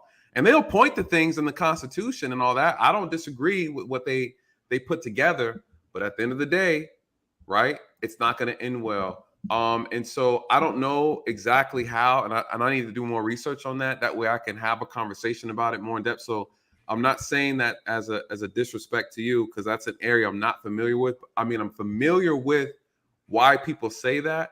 I'm not familiar where they source that information from, why they feel strongly about it. I've had some people explain it to me, saying that, you know, the state government has no right to infringe on their rights, right? And things like that and their freedoms. I get it. But it is a agreed upon reality that we live right now, that the police are enforcing these type of laws. And I think if I'm not mistaken, the way they end up combating that is like when you get your driver's license, you're accepting the rules, right? Like you're accepting the rules to drive on state roads and things of that nature. So it's a weird, convoluted topic. I don't know too much about it. We'd have to talk to someone who is like a First Amendment auditor. They're really, really in depth with the law, and even reach out to a sovereign citizen. They'll explain to you where they get that information from. But I'm going to do more research on that because I think that's a great question. But no, if an officer pulls you over, the only way they can ask for your ID, your license, and registration, they have to have a legitimate legal reason for that stop. And if they do have it, you are obligated to give it. Obligated by the law. If you refuse to give your ID and show your ID after being pulled over for a valid traffic offense or violation, you could go to jail for obstruction. And that's what that gentleman went to. That's why they're saying he was obstructing, right? And so on that traffic stop where he ended up getting shot, it was still excessive force. The officer's still going to get hammered, but he ended up getting shot. He's paralyzed simply because he didn't want to damn give his ID up, right? So And again, I'm sorry. Last one, Nathan. This is going to be the last comment. I'll let you go. I'm super grateful that you showed up and did this with me. All right, and we got to do a part 2 because I really wanted to get into. Hey, please forgive me. This is only my 4th episode, so I'm still learning. You're good, brother. You good? Yeah. I really want to get into that part with the list and do a comparison and contrast and go through the list. Some of my ideas, what you think. Do a whole show on that and have other people gear up for that as well with their ideas. Yes. Agreed. This last comment. Did you have anything, E-Boogie? No, I was just going to say that goes back to what I was saying earlier about knowing the laws of your state, municipality, whatever the case may be. Because again, they have to know, or they have to explain to you first and foremost why either A, you're being pulled over, are you being detained, whatever the case may be. And so you do have certain legal rights, but at the same time, when it comes to police, it's kind of arbitrary. Yes.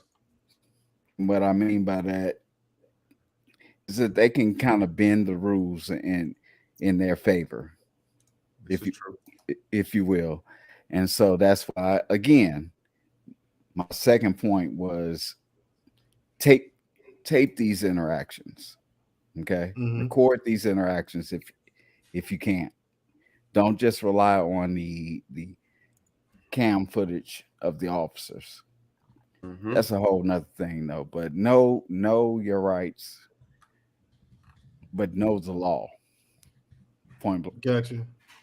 All right. Do you have time to address this comment, Nathan, or do you have to go? No, absolutely. Okay. Malcolm X stated, paraphrased, one of the greatest tricks will be the media will get the public to view the oppressed seen as the guilty party. Now, this is true. This is true because how else do you blame poor people for the plight that they're in? Poor people aren't poor because they want to be poor. It's a lot. Most poor people, from my observation, they found themselves as being victims of circumstance. A lot of them have been backed into corners, and granted, it is their fault, but they've been backed into a corner that's so hard to dig themselves out of it that it takes a lot of effort and a lot of time to get out of that situation. And they're easy targets because they don't look as or have the presence or appearance as someone who's, let's say, doing well in life. You know what I'm saying? Like, there's this image in America where poor people, they look dirty, they look poor, and people who doing well, they dress better, they drive a decent vehicle, live in a decent neighborhood, things like that. And so there's this idea, and it's subliminal, that's in the head of the American lexicon, that those people don't commit as much crimes as poor people. Right. The danger.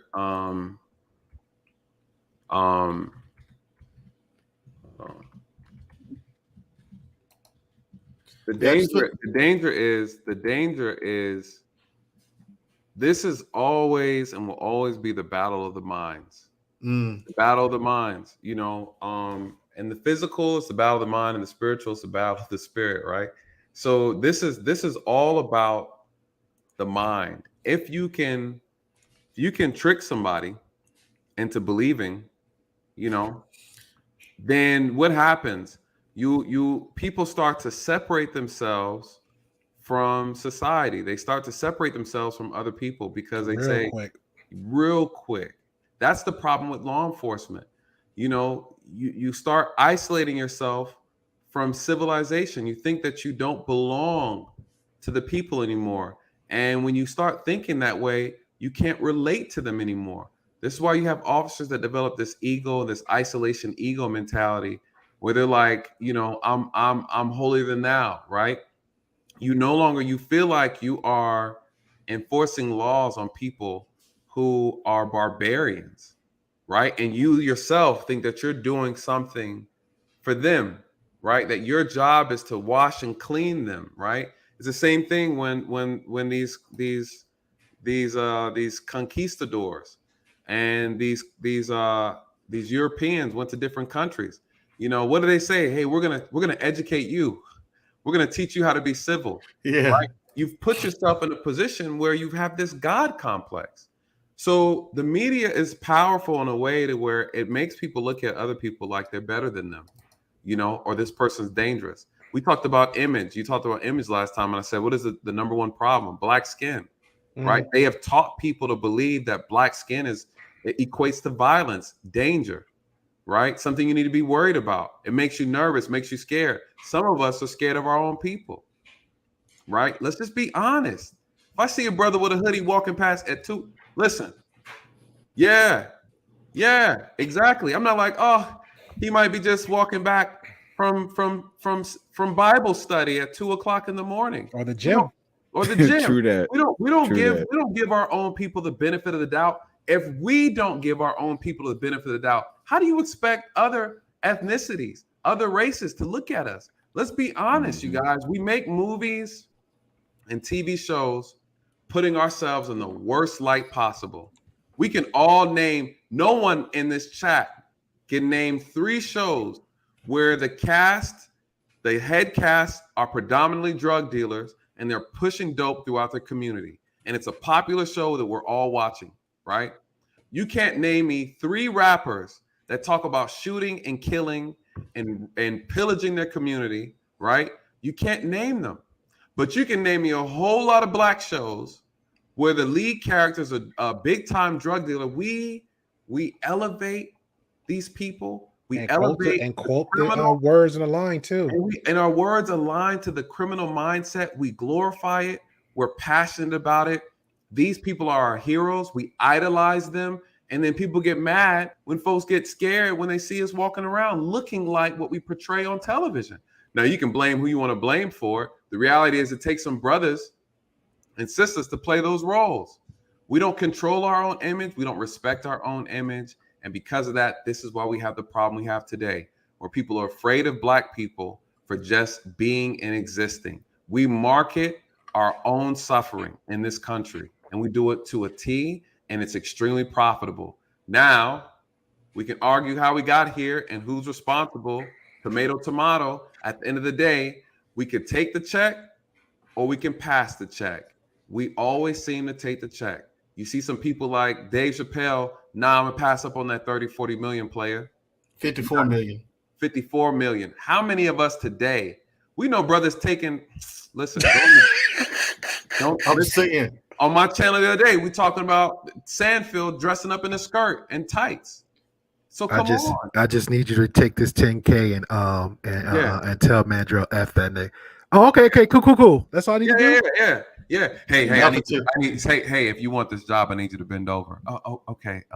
That's Vaseline. it. Can I get Vaseline with it too? No Vaseline. No Vaseline. Okay, sir. Hold on. Let me bend over. I like to say something. I like to say something to that point, if I can. I will say that a channel like this, like Black Man Unfiltered, and everyone else that has a channel on this panel right now, again, this is an unprecedented time to where we are now taking back control. Yeah. And facts are that mainstream media at this point in time it has us outnumbered. However, a shift is coming. You know, back in the day, they used to have this saying when I was growing up, that the revolution would not be televised. That part was true. It will not be televised. However, it will be live. You did. I like that. I actually got that song right here on my hard drive. I like that. That is a nice song. It will be live. You dig? So we will be live. We will. I think that these are platforms that are growing slowly but surely. Okay.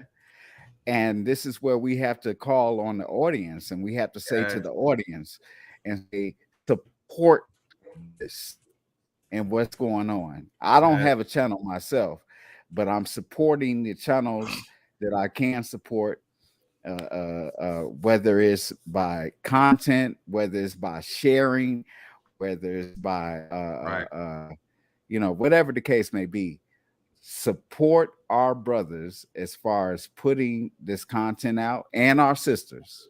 Don't get me wrong, because sisters have some great content as well. And let's grow this. It's not going to be televised, but here we are, front and center, and this is what we're doing. You dig? Absolutely. Yeah, absolutely. Well I said, would say that before well said. Nathan I gotta bounce, you guys. I gotta bounce. Listen, give me 60 seconds, Nathan. Go ahead. I know I would like to have you on my show this Saturday. We're gonna have the last series about burnout, and we had Mandrell who gave us a view about what it's like to be in the military, being a burnout. And I was hoping to have you on our show now for a long time to give us an idea what the police officer go through on a daily basis when they deal with burnout. Because we did this will be the 4th episode. We have at least 1 or 2 more people who can just give us information, let us understand the nature of your job or why you go to what you go to. Because the past 3 episodes we had so far, we got a lot of great deep information. So we're trying to make sure we inform people. Even though it's a tech show, but the topic is a big topic. I hope I can have you on Saturday. Yeah, I'll be out of town actually. I'll be out of town this weekend. But I think it's a great idea. I'm down to do that. I think that's a great conversation because it bleeds over into mental health. And so let's talk about that when I get back. And I definitely want to jump on there and have the discussion. I think that's definitely necessary to have. So send me the time though, so I'll see whether or not where I'll be at in transition. So if I have 30 minutes, I'll definitely get on and give my piece. So David, just hit me up and let me know. All right. I will. And I'll let you know if I can make it. If not, we'll reschedule. All right, and then let me let me say my goodbyes. Black Man Unfiltered, thank you again, always, brother. I appreciate you, Mandrell. I appreciate you for the topic. Everybody for showing up. Amazing questions, and we need to do more of this. And like Jay Boogie said, get behind people who are making these moves. You guys, we got to do something. Complaining gets exhausting. We got to start making moves at this point. Get behind people who are doing something that you see value in. If they buy me out, I'm gonna keep it real with you guys. Hey, they shutting me up, y'all. I took the check, but I will never. The money. I took the money, but I'll tell you this: they'll never be able to pay me to lie to you, right? So if they'll never pay me to lie to you, I'll tell you, I gotta bow out respectfully, but I'm not gonna come out here and lie, right? I'm not. I said it was either the money or the. Right. 6 feet, right? 6 feet of the money. What am I gonna do? Right. So luckily, you guys, you have a whole library full of information that I've already done. People are telling you what we need to do. At some point in time, they can't pick off leaders if we're all together, right? They can't pick. It's easy to pick one person. They can't wipe us out because they need us. So we have to stop allowing people to stand up on their own and try to pull everybody. We need to move in unison. That's the strategy. They got Martin, they got Malcolm because they were by themselves on top of a pedestal, and no one was moving with them, right? They're moving for them, but not with them. Because a real organization, you got to take the whole organization out, and two people were like, oh shit, they got Malcolm. All right, y'all, what they need us to do, you know what I mean? Right, exactly. That's exactly what happened. That is the real problem. You guys see me here. I'm doing the best I can, right? I'm asking people to be patient. Hear what I'm saying, you guys. I'm not your enemy. You hear me say it all the time on my channel. I get a lot of pushback from my own people. I got white folks come on my channel and say I'm doing a great job. And you guys are too. I'm not saying you're not. But I'm saying I have people from other races come over there and say how well I'm needed. You guys say it too. But the pushback I get is from none other but our own people, right? And so again, we got to pick a cause, we got to be confident in it, and we got to roll together, And so I'll say that. And we on Lock Nation. Damn, brother, you just coming up, man. I know you have some more good info to drop. Let me hear what you got to say, bro, before I bounce. I feel like you got something. I want to hear what you got to say. No. I myself, I'm different from everybody else. As I grow, you too. I start to learn and I start to listen, and I hear everybody's perspective. But I just want to let you know, not all Black people feel that way. It's just that some of us are scared, some of us are tired, some of us are beat up mentally. Agreed. And when the mind goes, the body follows.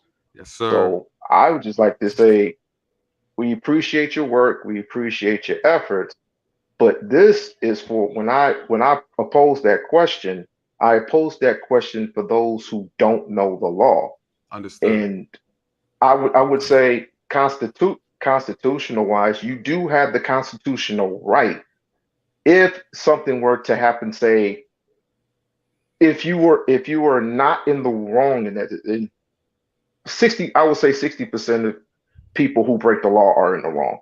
But if you're innocent and you prove that you're innocent, then prove that you're innocent by showing your license. But if you get one of those nasty cops, and a lot of Black people get nasty cops, I know I was one of them back in the day.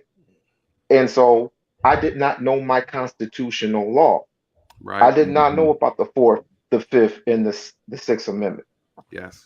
I did not know that apparently they cannot search your car without search and seizure. If they search your car and they get an attitude with you and they knock you on the ground, you could put a lien on their bond. I did not know all that. I know all that now once I show my constitutional card. But you have to know the law in order for you to be in that realm of your constitutional rights. If you show your license, I just want to say this, I'm done. You show your license you basically surrendered your rights. Period. I have to look up constitutional card. I'm not familiar with that. If you have some information on it, can you please put it in the private chat? And then because I want to do research on that before we pass that information around, because I don't need brothers out here getting tangled up in entanglements, right? What I will say this, I will tell you how the law works from the perspective of a law enforcement officer when it comes to your car being searched, right? An officer doesn't necessarily have the right to search your car without consent, right? If there's no legal justification to search your vehicle or search your person, we can pat you down for weapons. We can't manipulate your pockets. We can't go in your pockets, go in your pants without legal probable cause to do so. That's part of your Fourth Amendment protection. If we're talking about the car, I cannot go in your car without consent because your vehicle is an extension of your home. So that rule applies. I need a warrant to do that. If I do a warrantless search, I need a couple things. One, you need to be under arrest. I need consent, or I need to see something in plain view. Outside of that, officers got no business going out. Or I have a dog. If I have a dog that is trained to sniff for narcotics, and that dog goes around your car and alerts on your vehicle, that dog, the Supreme Court has recognized dogs as being able to provide a warrantless approval, right? A warrantless search. That dog confirms that there's narcotics in that vehicle. It alerts, I'm going in your car. I have a legal right to do so. The Supreme Court allows it, right? Those are the only reasons, or exigent circumstances, right? If I need to get you out the car because of something that's going on, I can break your window, right? Like I know you're going to be under arrest, or you might be seizing or having a medical condition. I can force entry into your car to get you out, right? So that's an exigent circumstance. So when you're talking about the constitutional card, I want to look into that before we share that. So for those who are listening, and officers sometimes will try to punk you into trying to search your car. I've done it, right? So we've all done it. Now, if you know your rights, you know you can say no, right? You can say no. Also, if I smell the odor of marijuana coming from your vehicle, the Supreme Court, the courts have said that is enough probable cause for me to go and search your car for drugs. Some people don't like it. That's the law. So I always tell people, even though it's legal, even though it's what? Even though it's legal. How would they know it's legal in certain states? Is it in certain? It's legal, but yeah, in certain states. It's no, I'm saying, yeah. If I smell the odor of marijuana, that gives me consent to actually search your vehicle. So, oh, you're saying even if marijuana is legal? Is that what you're saying? Yeah. Oh, that's actually a great question. Now here's the thing. That depends on the state. It's not that it's legal. It's certain amounts that make marijuana legal. So there's still stipulations on marijuana and how much you have. So I can easily say, yes, you might have a marijuana card, but you're supposed to have only so much amount. So honestly, I've never had a case like that because I work in Georgia and it's still illegal in Georgia. So I don't want to speak to that. I think that is a great question, and I would have to do some more research on that. But I think that is actually a great question, and that's one of the issues that came up with legalizing marijuana. Because then what are we going to do about cases where officers pull people over? Because just because you have marijuana in your car doesn't mean you don't have coke, right? And so what does that mean? Maybe I still get to search your vehicle, but I can't actually cite you for anything criminally, right, with the marijuana. So that is a great question, brother. Honestly, I don't have an answer. I will look into that, though, because, again, I patrolled in Georgia. It's still illegal in Georgia. They've decriminalized it, but you can still get a ticket for it, right? That's a great question, you guys. You have to come back to that one. I think that's a misused thing because I've had an officer pull me over and said that I smoked. He smelled the odor of marijuana in my car. Did you have it attached on you, or you absolutely know for a fact? Absolutely know for a fact. You got some officers that abuse it. That is so true, right? Again, we talk about abuse of power. I'm just saying. No, you're absolutely correct. I agree with you. I had an officer pull me over here in Atlanta and said, he asked me if I was drinking. I said, not yet, sir. I'm on my way to get drunk. Right. He said, he's in my window. Now, mind you, I'm an officer. I don't ever tell them because I always want to see how they're going to treat me. I never tell them that I'm a cop, right? He's in my window sniffing. You know, he's sniffing. He said, "What is that Right, smell?" right. I said, "Sir, what you're smelling is Tom Ford. That's what you're smelling. I know you're Right. not familiar with this quality of cologne, brother. It might smell like some good old cognac, brother. But I assure you, I'm on my way to get drunk. I'm not there yet, you know." And he was a white officer. He laughed and he let me go. And so I don't mind. But guess what? I was respectful. He asked a legitimate question. I don't know what he thought he smelled, but it was the cologne. He's like, "You drinking? It might smell a little sweet. I like stuff sweet and subtle, y'all. Sweet, smoky, subtle." And but he let me go. And so I don't mind. See, I didn't get offended. Right? I wasn't rude. I wasn't disrespectful, right? So these things matter. You de-escalate egotistical cop by being not you. I'm sharing this for the people. Yeah, And so I feel you. I you feel you because dismantle. even though dude came at me like that, the Right. fact that I had continued to be respectful and all that, it de-escalated the conversation. Yes. So I Stroke get the what ego, you're you saying. guys. Yeah. Yeah, I get what Stroke you're the saying. ego. Unfortunately, stroke the ego. It's called comply to survive. I'm gonna get a shirt. Comply to survive, black man, because that at and the I'm end of gonna the buy day, it. I'm that's buying right. it. You're gonna buy it. All right, so I'm out. Black Man Unfiltered. I appreciate you guys on the panel. Thank you so much for those in the chat. You guys shared this video. I think it's a great video. It's a good start to a great conversation. And brother, I appreciate you for that question. Great again. Any additional questions you guys have, put it in the comment section after the video is done, and I'll come back afterwards. I read all the comments on every video I'm on. FYI, I'll be in here lurking. All right. And Nate, next time we do it, it's going to be even better. Oh, of course. Because next time we're going to get right to the meat and potatoes of it. Hey man, you're doing a great job, brother. You're doing a great job. Thank you. Great job. Thank you. All right, Thanks again for coming, Nathan. Yeah, absolutely, bro. All right. Have a good one. All right. All right, everybody. Mandrell, you still got the hottest show. You got the hottest show. Yeah, I do. I mean, I don't care what black man say. I got the hottest show on this network. It's only the 4th episode. Now, where is he hiding at right now? I don't know. Look at what he said. Look what he said in the private chat. He responded what I said. Great Pill. What you think his response? I'm gonna leave it in private chat. Right. So what do you guys think? What do you guys think of this? You guys heard the two cases we talked about today, and and the small list that I put out for a few ideas I had for police reform. What do you guys think of that list, or just tonight's show in general? The list is very needed because I was able to get something questioned that would be bothering me for years, because since they said they will reinstate that particular division in New York City, I was like, okay, I need to get out of here before they start doing that same shenanigan, because I've been to them. Yeah, but it goes back to what this brother was saying right here. You have to know you have to work on knowing your laws, because that's something my mother was throwing my ear all the time, because she had moved. You know, I represent Jersey, right? And she got married, relocated to South Carolina.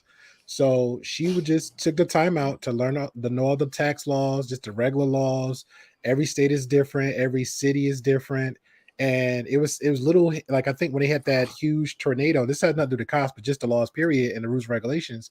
When that huge tornado came crashing through and it waved over a little bit, power was out and it's that third. So she knew some of the laws and policies that was taking effect. So she knew how to self-sustain for that moment till power came back on, where she didn't have to come out of pocket. You know what I'm saying? So it's like you have to learn to stay. I mean, it's crazy. Like, I ain't saying your guys, but just crazy how people in the manosphere, they'll learn the laws of outside the country so quick to how to get a girl and how to know how to get their dollar amount. You know what I'm saying? They'll learn all those laws and rules and regulations done quick, but nobody won't learn the laws and regulations in their own town, in their own city, in their own state. It makes sense. But hit the problem. Stop listening. Stop listening to those fools. Stop listening to them. I don't, but it's funny. It's funny when you hear them, because it's like, bro, you know, you talking pretty much out the side of your ass. Yeah, I'll be honest with you. I'll say I'm guilty of that, because in New York City, this city have you on your toe trying to get back and forth.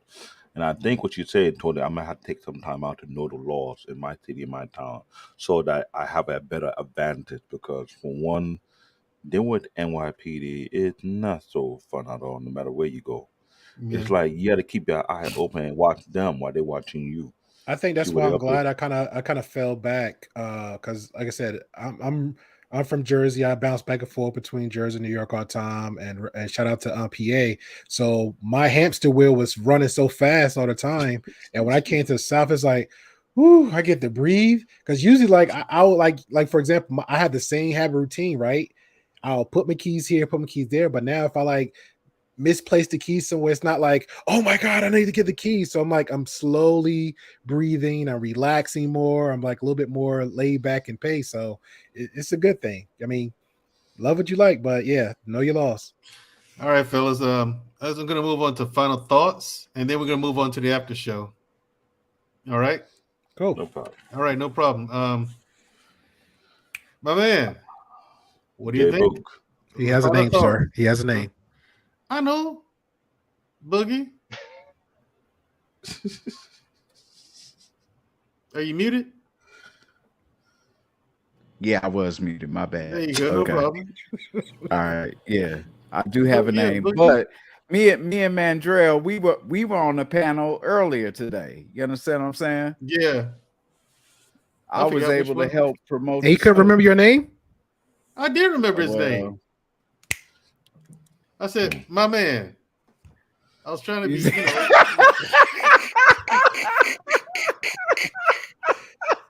I just caught him in some hypocrisy, Loke. Just caught him in some hypocrisy. I don't know what you're talking about. I don't know what you're talking about. Okay. No clue. Go ahead, though, man. This has been a great informative show for real, because I really took in a lot. Because there was so much you were telling me, I was like, wow, I wish I had this information years ago. It would make my life much easier. Gotcha. So, okay. Great Peel, your final thoughts, sir? Yeah, man. It really was a great show. I think it's like my first time actually reacting to the video I suggested that Black Man suggested me earlier. This is actually my full time diving in. I saw Vonna here, so I already know a brother Vonna here. Hey, got to be some good positive stuff going on. So I actually left Charles previously supporting. It's like it's a lot going on there. So I said, let me get some positive vibes. I'm actually getting some real knowledge, so I'm good, because all that extra dancing. You know what I mean? Like the other dude saying that extra dancing. I think he got that 10K check. yeah, Jay Boogie. I think he got that 10K check. So he's doing a lot of too much dancing, entertaining for me. I'm like, bro, just stick on the topic. So yeah, I enjoyed the show.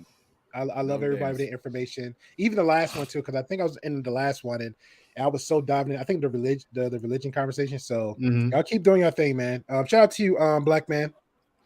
I know he's somewhere behind the scenes doing his job. Yeah, hiding, showing. Right. Jay Boogie. Think for full force. We wouldn't think for full force. I never think with them. Crazy. You look like him. Jay Boogie, what are your final thoughts, sir? Once again, we got to know our laws, man. We have to know our laws, even on a local basis. I'll say it like this: I'm from Chicago. Temporarily, right now, I'm in a different community. Yeah, I'm in a different community, which is predominantly Caucasian. Okay, and so living in the community that I'm in now, like they pulling a brother over every chance they get. You feel me? And so it's a different dynamic. In Chicago, you know, I'm just another brother. You understand what I'm saying? Now I'm down here, and yo, man, I don't want to bring race into the picture. All I'm saying is know your laws. You dig what I'm saying? And at the same time, use your technology to tape what's going on, record, because it's not tape anymore. Record what's going on, because we need to protect ourselves. And then let people know, if you're in a community where case need be, let people know what's going on. Let's say neighborhood watch. It's like neighborhood watch right now on steroids. You dig? Because you can let people know by social media, by the different ties that we have, to be able to stay in touch with the community and let them know what's going on. Let's take advantage of all of these opportunities that we have in front of us. Right on. Know your laws. J Boogie. All right. We ain't I mean, my bad. We on Lock Nation. I was about to call you we ain't signing. But we on Lock Nation. Yeah, we ain't signing. He's normally here, man. Yeah, his screen name You can is call me whatever you want. No, but this guy's name is his guy's screen name is We Ain't Signing Shit. Literally. Is that him? Right. That's him? No, that's not him. This is We No. Yeah. Okay. I was telling him about We Ain't Signing. We call him We Ain't Signing, but his screen name is We Ain't Signing Shit. I tell him every time, man, I'm so jealous of that screen name. I really am. We on Lock Nation. What are your final thoughts, sir? Education is key. Education is important.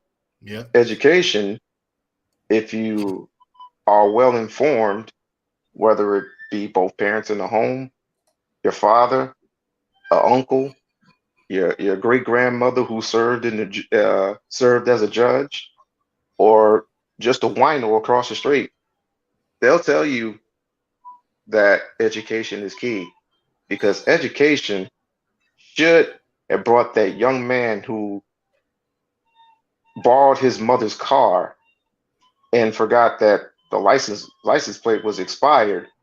That should have brought that young man home. Instead, it got him tased, so to speak. He shouldn't have ran from. Well, some say, well, they shouldn't have shot him. And other people will say he shouldn't have ran from the law, is because if he would have went and served 24 hours, and his mom would have bailed him out, he would have been home. We are programmed to fight or flight, and we should unlearn, as Yoda would put it, unlearn what we have learned in the past histories. There's nothing wrong with as a 40-year-old man, a 50-year-old man, to continue to learn the laws in this country. As they grow, we should grow.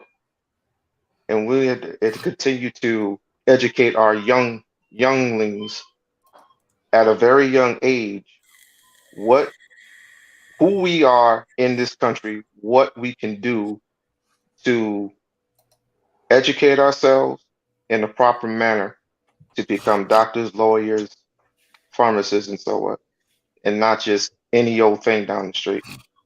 I believe we can do that if we continuously have channels like this, channels like mine, channels like Black Man. And guess what?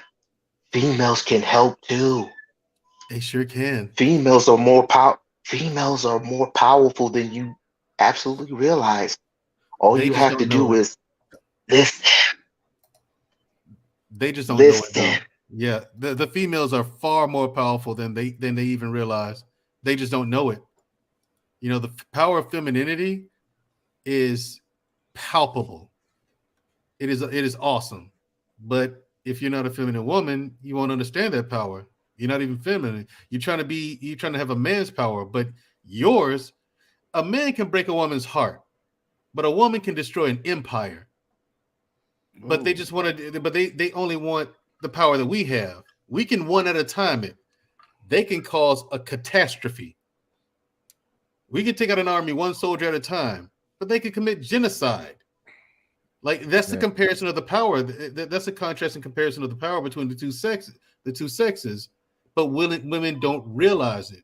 You know what I'm saying? I think women should be taught to be feminine and how to wield their power. Number one, teach them to be feminine. Two, teach them what their power is. Three, how to wield it. You know what I'm saying? You just said something deep right there, bro. Just said something deep. A man can break a woman's heart. Sure, a woman would destroy his whole life forever. Women have taken down empires. Look at human history. And not even know she did it. Right. Didn't even know she did it. Half the wars in human history have been started over a woman. And women don't look at this and be like, well, damn, I'm that kind of. Yes, lady, you are. You're a woman. We want you. Just stay a woman. Just be feminine. Black David, last but never least. Every woman in the world's favorite African stripper. Oh my goodness, he's a stripper? Yes, he is. Luke Paisley. Women have no idea of the power they have over. You're good, Black a David. loving Because man. we're gonna both get on him. I'm gonna make sure he's gonna respect you. All right. Good. Well, I'm on this Paisley, channel. that's my and I'm with hero. my Mandrell, Black Man Delilah. Unfiltered, Yep, Samson and Delilah. You're right, Luke Those three Paisley. get on. You're right. Yeah, Luke Paisley put down some two absolutely fire that's my hero right comments. Yeah. All right, Blake David. Your last but never least, your final statement. Your final. The Nigerian sledgehammer is his stripper name. Yes, it is. Struggle packs galore. The Nigerian sledgehammer. Man, stand up and do that belly roll. I'm trying to tell you, man. Hey, listen, don't. He said no. He said no. All right, Blake David. Last but never least, your final thoughts, and then we're gonna move on to the after show. My final thought, I just say that it's a great, well put together show. It's a much needed show. Black man, we please.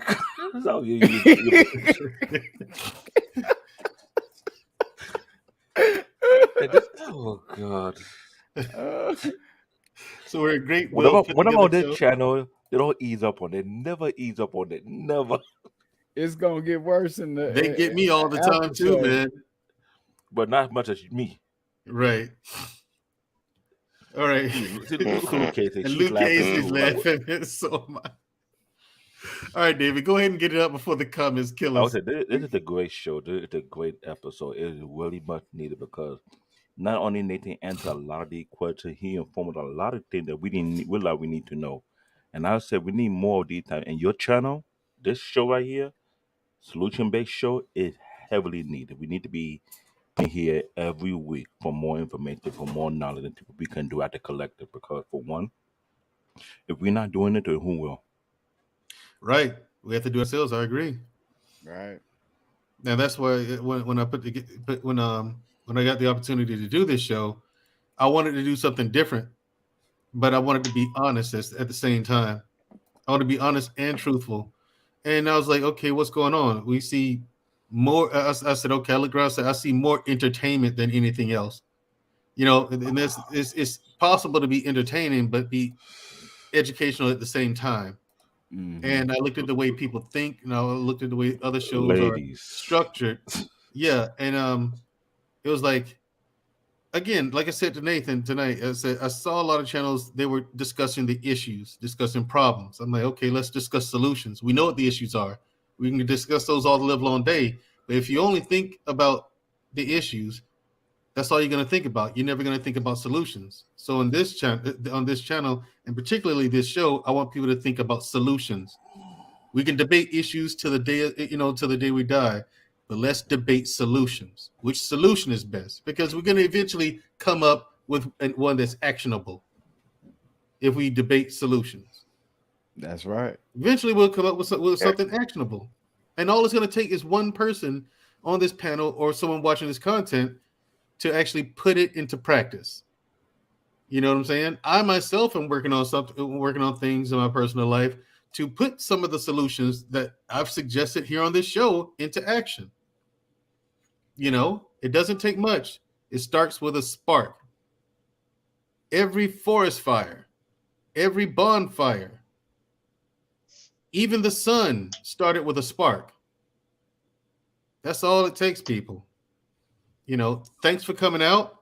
Thanks for supporting the show. Thanks for supporting the channel. If you're watching this broadcast and you have not hit the subscribe button, what are you doing?